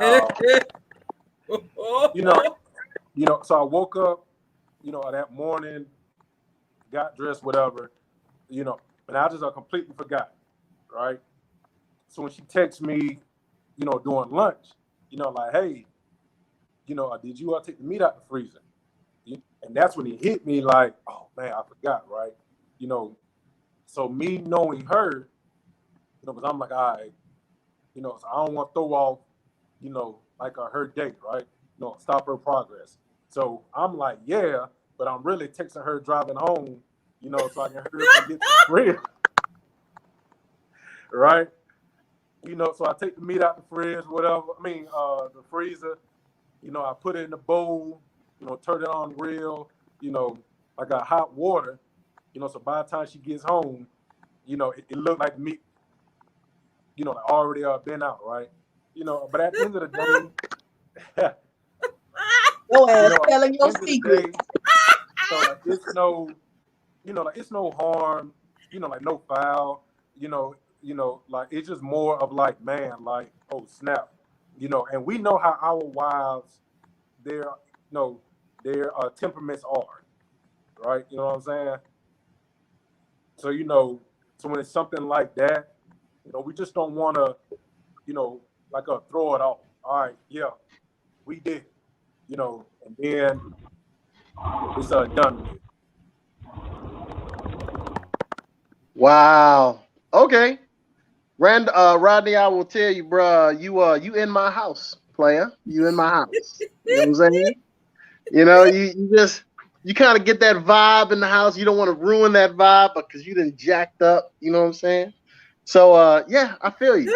And I'm gonna just exit stage left on this question because I don't think any answer is going to satisfy. No, ain't no answer gonna satisfy the why, because what was the question? Okay, dude, first of all, you loud and in your car. So the question was, why do men lie over simple things? The little bitty stuff that they don't even have to lie about, they lie. That's deep as hell. What you say, Randolph? You can't even hear you, bro. For real. Can you hear me now? Barely. Can you hear me? Papa, can you hear me? No, we putting you back on mute. All right. Well, I guess when he get his situation straight, I guess I'll give my little side of it. So, my girlfriend has taught me what a lie means, whether it's a lie about, the biggest thing or the smallest thing. A lie is a lie. And she would rather take the truth no matter how much it hurts to hear the truth. So in that sense, I don't even lie about the little things anymore. It's just, did you do it? No, I didn't. I'm sorry, I forgot. It's not, and it's like, okay, you didn't do it. Okay, that's fine. I'm not gonna beat you over the head or nothing about it. You didn't do it. You forgot. But please, next time, do it though. Basically. Man, my child is really awesome. Yeah, bro. Morgan, I need you to do me a favor. Can y'all hear me now? Yeah. Before you go, Duriel, Morgan, I need you to choke yourself, okay? Because you just making us all look bad. And look, but before you all go any further, Duriel, before you say what you got to say, I need to exit because I promised my wife that she and I would go out somewhere tonight. She just getting home, so she and I we're traveling to DC. We're gonna spend the night there. We're gonna do some things. Thank you all once again for allowing me to come on this podcast. I appreciate you. Rodney, Morgan, we good. Duriel, I'll hit you back. Miss TK and Mr. Nico. Y'all be good, man. Thank you so much. Thank you. Enjoy. Yeah. Yo, before you go, bro, it was nice, having the conversation too as well, because I could tell by your demeanor, like you are a man's man, right?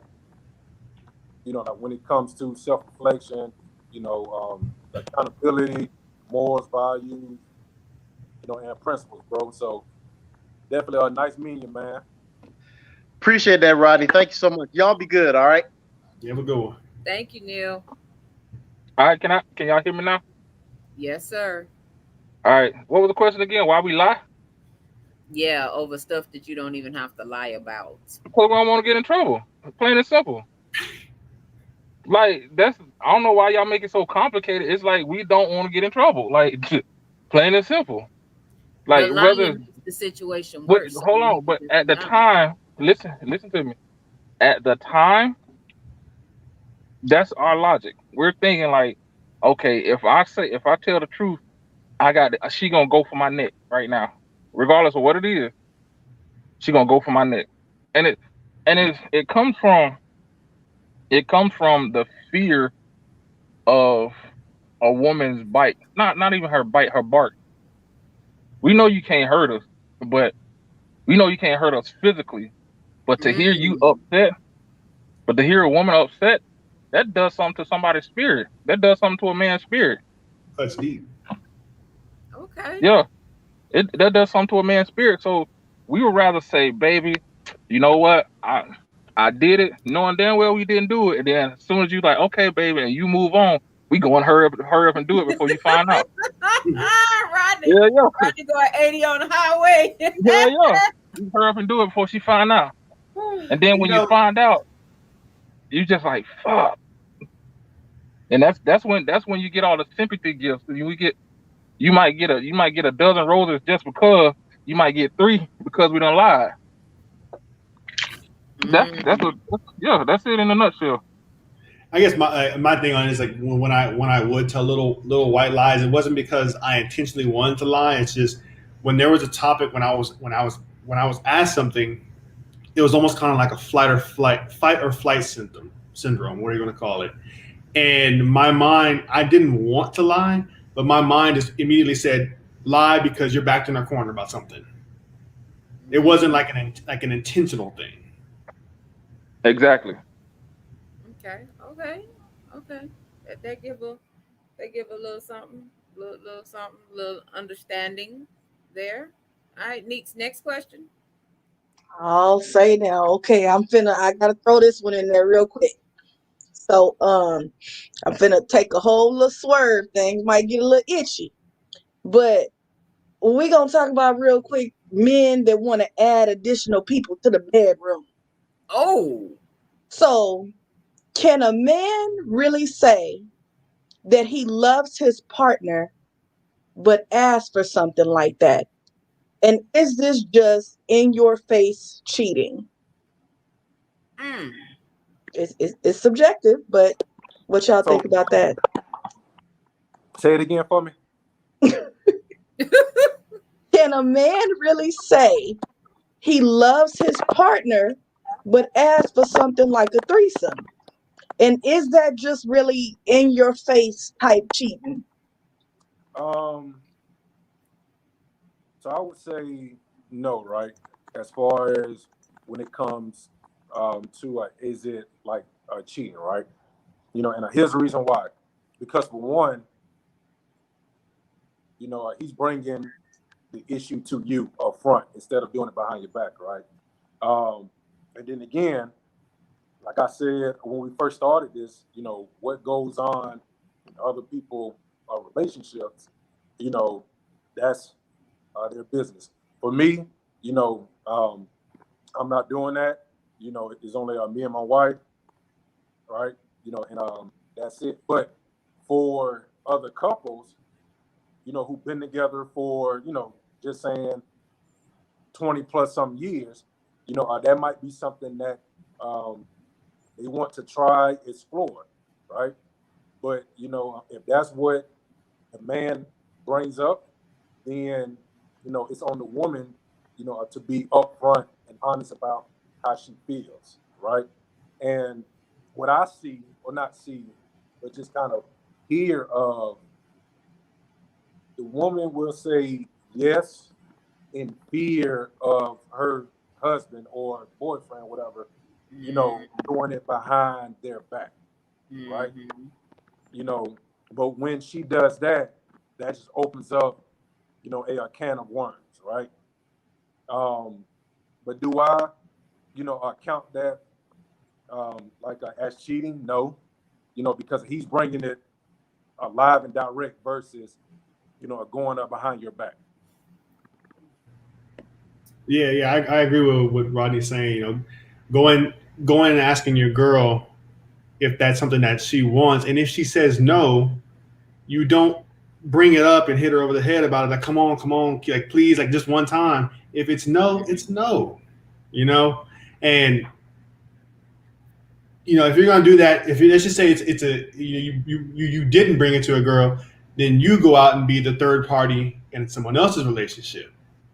Because you didn't get it in yours, you gonna ask around in other relationships to see if you can get invited into it for one night or continuing nights. But whether it would be cheating, I'm gonna say no, because you brought it to your girl first and you wanted to see what she thought about it. And like I said, if it's no, it's no. You can't be mad about it. DW, would you like to comment on that? Of course. Of course. Hold on, let me turn off Becky because she's waiting on connection. Can y'all hear me? Yes. All right. No, I don't think it's cheating. I don't think, because like everybody said the same thing. You brought it to her attention. You asked the question. She said, whatever answer you got. What we have done as a society has putting labels on stuff like that. Because her response or her friend's response or somebody on the outside looking in response is, well, girl, if he's asking you, he's already thinking about it or he already done it. And that may not be the case. So that causes us to look at stuff like that as cheating, as what did you say? Like upfront cheating or in-your-face cheating. When the actual act of it is just a carnal act. It's just fucking. It's just like having a one-night stand, but you and your girl invited. So I say no, and that's the reason why I think it's frowned upon when people ask, "Oh, let me slow my ass down so I can think." Okay. All right. So now, wait. I'm finna get messy now. I'm finna get real messy. So fellas. You ain't supposed to be asking questions. No, hold on, fellas. Now, hold on, fellas. What if your girl came to you and said she wanted a threesome? The answer is just no. I mean, you know, like there's nothing else to talk about. Boom, there it is. There it is. All right, go ahead. I'm sorry, ladies. Go ahead. Well, I'm waiting for Morgan to answer. Just kind of like. If my girl came to me and asked if we could have a threesome, I'm gonna be honest and say I've never had one or I haven't experienced one, but I'm not completely shut out from the idea because I'm an open-minded individual. I mean, I'm always one to try things once, but now if it wasn't a mutual thing and we both agreed no, then no. But I said I'm willing to try things once, but if it didn't go as planned, then after that it's gonna be no. Got you. I'm gonna lay down alone because I was gonna ask a question off of that. But matter of fact, Megan, calm your nerves. So why is it so easy for a man to throw the threesome or the poly out there versus a female? It's like it gives this thought that they're just sex crazed, that they're just not, it's not a sex, they're just not getting enough. Like it just gotta have it. Because now what we're noticing is becoming more popular. Poly is one of them things that's really widespread now. So I would say, so people can feel like they want something, but then once they get that, then they realize, they don't want it, right? Right, right. And I'll be honest. So, not saying that it's every man's dream, to have a threesome or anything like that, but it's more of a fantasy. Just to say that you did it. All right, cool. I did it. Check mark. All right, it's going away. But when you talk about the poly, relationships, that's a whole nother ball game because for one, it's not about sex, like at that point. Because now you got to provide for two women, not one, two women. That right? part. You know what I'm saying?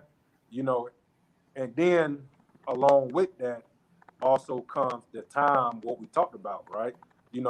So if you have a man, who's already working, the 40, 60 hour, a week, right?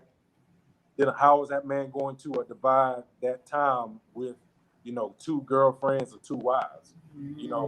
So it goes back to, I think some men think they want that life, but once they really get involved with it, to where it's a day-to-day thing, right? Then they realize, like, nah, I think I swam, like too deep into the ocean now, but I think it's more of just a fantasy type deal, rather than reality. Gotcha. Okay. You see that? So here's my thoughts. I think when it comes to poly, folks are getting too wrapped around the fucking part. Folks getting too wrapped around.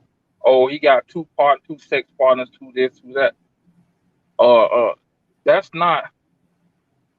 part of it, but that's not the entire thing. It's just like the old verbiage. It takes a village to raise a child. Basically, you have an in-house village.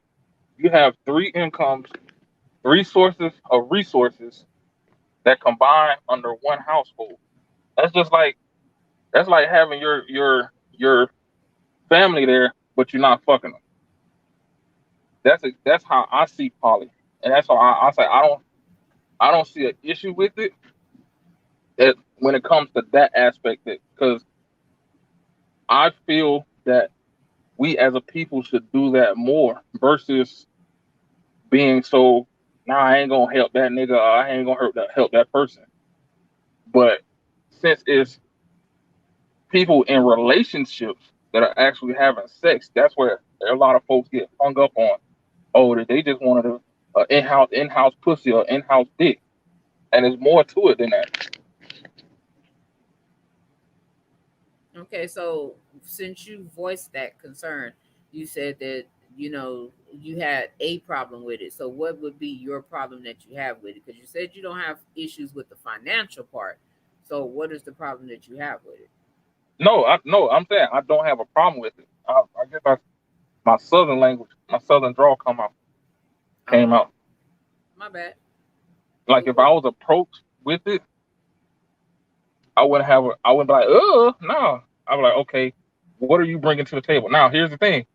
Now, if it's just a motherfucker that's just trying to get in the house and fuck, you got to bring something to the table. It's like, again, I like I say, I look at it as like building a village. Like you have to bring something to the table. Oh, you good with finances? Cool. Oh, you can cook your ass off? Cool. I make the money? Cool. Or we make combined together $300,000. Oh, most definitely. That's how I look at it. How we can maximize the resource. Okay, cool business. Morgan, you got any input on that? Not much because that's not really something I can't say I grew up with. That's not something that's prominent in my amongst my peers or my age group, because in my age group it's literally just 1 and 1. You know, if there was a threesome or anything involved, it happened, but that outside party didn't come back to stay. I mean, it's not. Now, I'm not saying I'm talking bad about it, because I'm not. I mean, like I said, I'm open to a lot of stuff because I like to, like I said, at least try things once, but I'm not knocking the idea of it. I mean, like Daryl was saying, it takes a village. It's just there's so many avenues it can really go. Go with where things could go right, things could go wrong. There could be some boundaries that have been crossed that you didn't know were set. So it's complex. And I think that's the biggest issue why folks frown upon it, because of the fear of what can go right and what can go wrong. Mm-hmm. And the cost of those, the consequences, I should say the consequences of if it went wrong. Okay. Yeah, I can definitely see that. I can definitely see that. All right. Well, we have definitely hit that 2-hour mark tonight, Jesus, and we want to make sure everybody get their time in with their significant other, because I don't want to be blamed, and I don't want somebody being in the doghouse for picking up my child late, and then he be like, I was online with mom and that kind of thing, because I don't want to get in trouble and have to tell no little lie neither. No. Just kidding. She's at work watching right now. I feel a part 2 coming. It's definitely we could have. We didn't even hit half our questions. Yeah. It's a lot to discuss. I feel a part 2. This thing could go on for like another 3 hours. Remix. It really could, because like I said, I still got questions. I ain't even crossed out like 2 pages, and then we got what was sent in. So we still have a whole lot of questions. But this was a good start. This was really definitely a good start. Part 2. Just ask her one more. What's up? Just ask her one more question. One more question? Yeah. What you got, Neeks, over there? What can we shoot? Oh, shoot, I didn't delete it. I didn't delete my question. I'm not even ready. Okay, all right. All right, so I can pull one because I like it. So this came up in a conversation I was having last week. Why is it hard for men to compliment their significant other? So in this conversation, I was speaking with a young lady that's been in a relationship for about 12 years.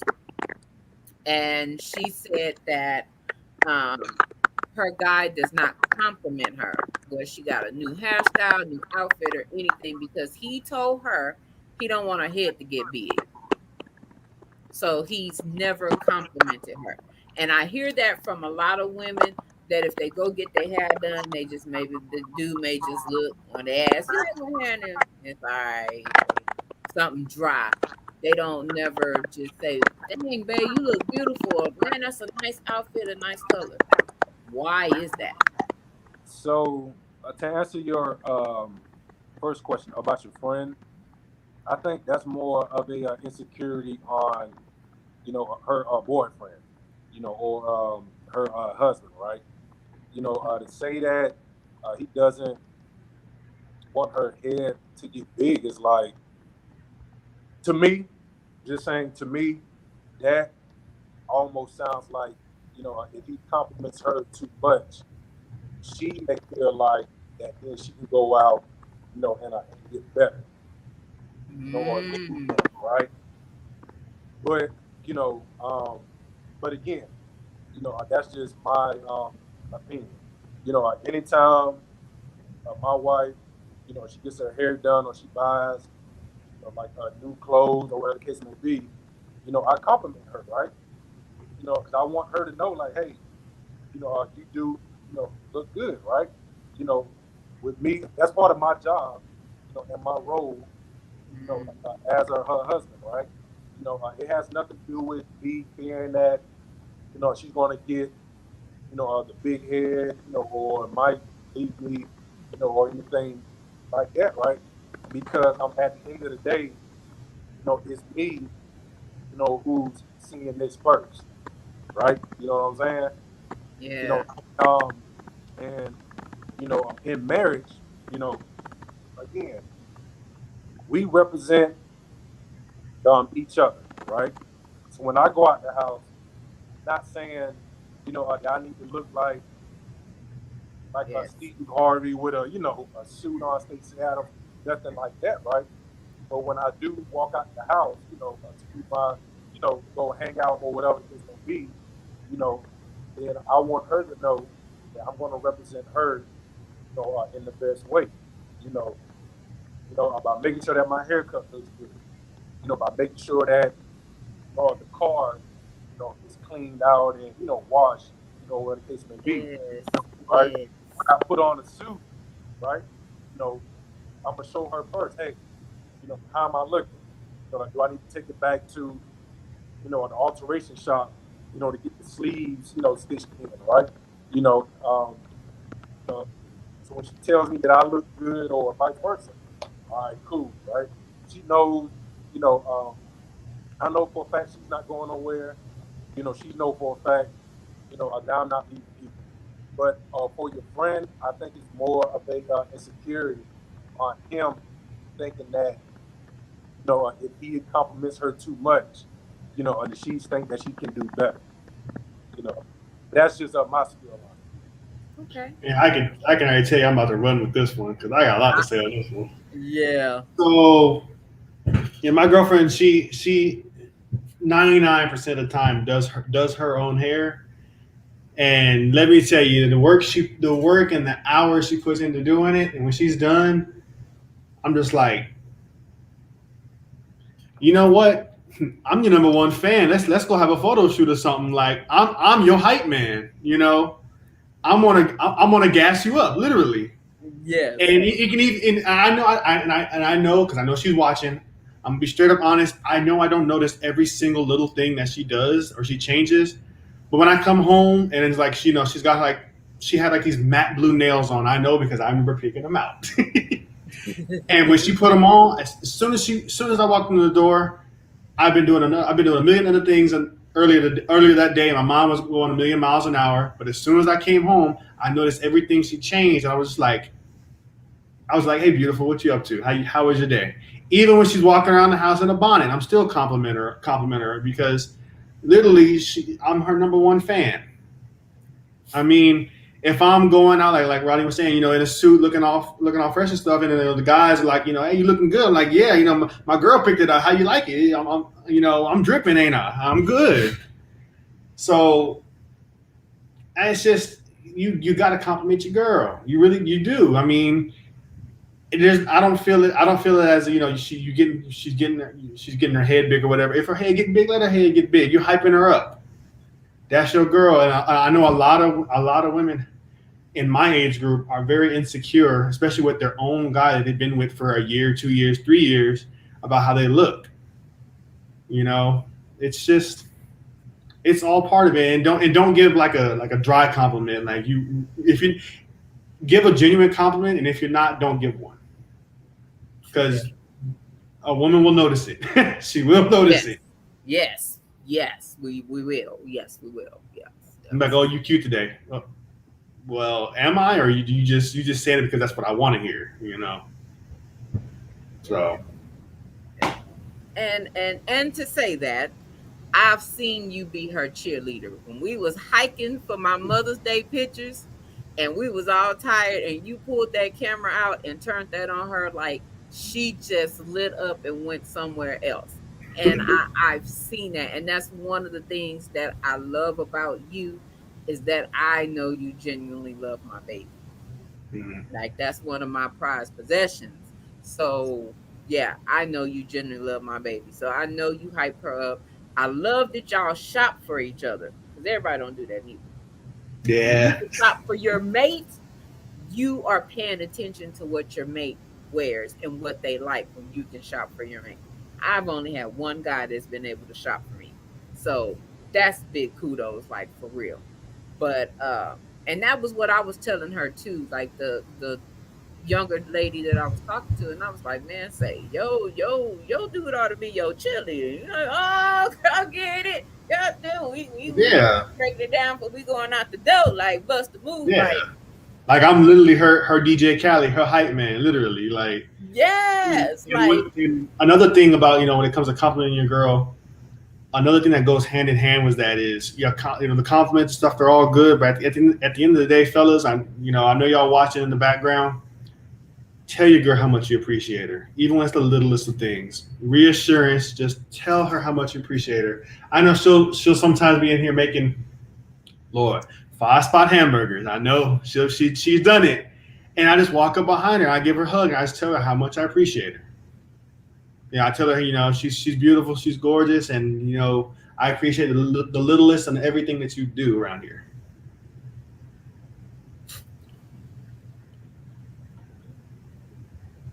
Yeah. So on that note, because I would go a whole nother avenue with that, but we are gonna have to do a part 2, because there was something else with that too. You've been nicely initiated, I can tell you that. You get lasagna, you get 5-spot hamburgers, you done got egg rolls, you done been nicely initiated to the family. You learned how to make casserole. Yeah, the sloppy Joe casserole. Yeah, sloppy Joe casserole, yeah. Yeah, that go hard too. So yeah, you'd have been nicely initiated. I would say that. But I thank y'all for coming on tonight, because I know hopefully this will give a lot of insight to some people that are in relationship, to some people that got those questions that they ask me and they cannot get answers to. I personally hate when I ask a question, I can't get a response or an honest answer, and I'm looking like, so you can talk all day, but you can't answer a question. Like, I'm asking you for a reason, because I want to know. So I definitely commend y'all for coming on to talk about it tonight. Great insight. Like I always say, if we help just one person, I'm happy about it. Like, those are some great tidbits. And even coming from Morgan with being so young, and even coming from Rodney from being in a marriage, that's good stuff. Real talk. So I appreciate y'all. So we're gonna go ahead and do our outros for tonight. Morgan, you want to lead out with your outro tonight? Do I say that one more time? You want to do your outro for tonight? My outro for what? I have an outro for tonight. Yeah, your little closing remarks, or anything you like to end out with before we close. Well, I think it really went really well for my first time being on the podcast. I know people always wanted to put a face with the behind the scenes work, and well, here I am, and you know what I bring to the table for the Chronicles of a Black Sheep. So I mean, yeah, that's what I do behind the scenes, and now you got a face to put with the name. Definitely. All right, and Rodney. First and foremost, of course, thank you, TK, and I thank you, Nico, for having me on, letting me provide, some advice, guidance, or wisdom, and everything, because this conversation definitely needs to be had, right? Definitely. Yeah, so definitely one. So for me, you know, so I'll say this: being married for 13 years, marriage is not hard. People make their marriage hard. Marriage is a beautiful thing when it's done right, and you and your partner have the power to dictate what type of marriage you want to have. You know, and there's only two choices. You can have, you can either have a good marriage or you can have a bad marriage. But the ultimate decision, you know, is on you and on your partner. Morgan, man, of what I've, you know, seen from you tonight, you know, heard from you tonight, man, you know, are you on the right path, dude? You know, you married already? No? Yes? No, not yet. Okay. Not yet. So, you know, so I'll say this, man. With the information you gave out tonight, you know, and with the wisdom that you already have, you know, at the age that you are, you know, your marriage, dude, you know, is going to go a lifetime. You know, you said yourself, you know, you've seen a representation of what a good marriage looks like, you know, between you, you know, and your mom, right? You know, so you already got the secret, you know, to have, you know, growth to success, man.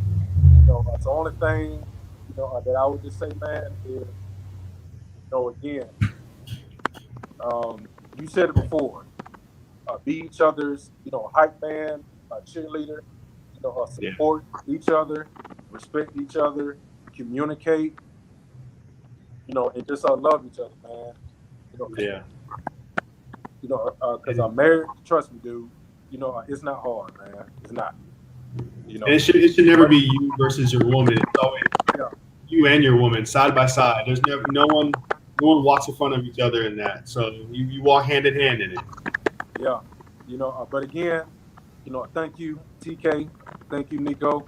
You know, definitely appreciate it. You know, and when y'all do a part 2, just let me know the date, time, and everything. You know, and I'll try to, you know, log on to keep. All right. Most deaf. All right, Nico. And I tell y'all, this podcast, it is so, for me, it's so healing. It's informational. And as a single person, I feel like out of everything with this podcast, I will always be able to take something back valuable that I can put into my next relationship. And with that being said, it seems like every ending of a podcast, it always goes back to communicating. So communication. So it's like, let's have these conversations. Let's listen to understand. Now that I know, let's create these safe spaces for our men so they can be transparent. So just got to keep adding it to the book. True that. And I agree, Nika, which was the basis for me starting this podcast, is to have those tough conversations, the things that are taboo that we are not helping. Someone made a comment, I think it was DW last week, about let's get back to loving each other. Well, in order for us to get back to loving each other, there are some steps that we got to take in order to get there. And some of us actually have to know and learn what love is and how to love. So I believe that we're taking those steps and opening those doors to feed somebody some tidbits. Whenever we get off this podcast, our podcast or whatever at night, and the next day or so we get feedback like, man, I'm glad I jumped on. I caught this part. I'm finna implement this in my life, or I'm finna implement this in that relationship. And a young man, one of our past guests, that's exactly what happened. It was a situation he was worried about. He addressed it with his mate. They had a great conversation and got something cleared off the table. That warmed my heart, and I'm like, that's what's up. If we can help one person, man, like seriously, we can help one person, and this is why I do it. So I'm very appreciative. Rodney, Morgan, Neil, man, I appreciate y'all for coming on so much. because it was definitely some gems dropped tonight. And I hope that the people that are watching, the fans of TK's Chronicles of a Black Sheep, actually catch them gems and are able to use them. So definitely, y'all know part 2. When part 2 come out, I will be going on putting that public service announcement out there for y'all to come back and so we can knock out some of these questions. We got a lot of questions still. It's people that want to know, and hey, that's what it is. So tomorrow, of course, tomorrow night, the ladies will be in the hot seat to answer questions from the guys. We have about 7-8 lovely ladies that'll be on tomorrow to answer those questions, and I think those are going to be some interesting answers. So I'm excited. I'm definitely excited about the topics that we have, and we have so many. So we're going to hopefully be around for a while. I'm speaking into existence because this is my baby now. So this is what it is. So definitely, everybody, check us out tomorrow, 8 o'clock for the Ask the Women segment. You can either post questions on the page, YouTube, or inbox any of us and send us the questions. Or, I mean, if you're tuning in, fellas, post the questions in the comments. We'll gladly read them, enjoy them, and go from there. So again, thank you to everybody, and we closing out, and we will see y'all tomorrow. I mean, we were just sitting back, you know, chopping it up, reminiscing about the good old days and all that. You know, tracking my roots, where I came from and where I'm going.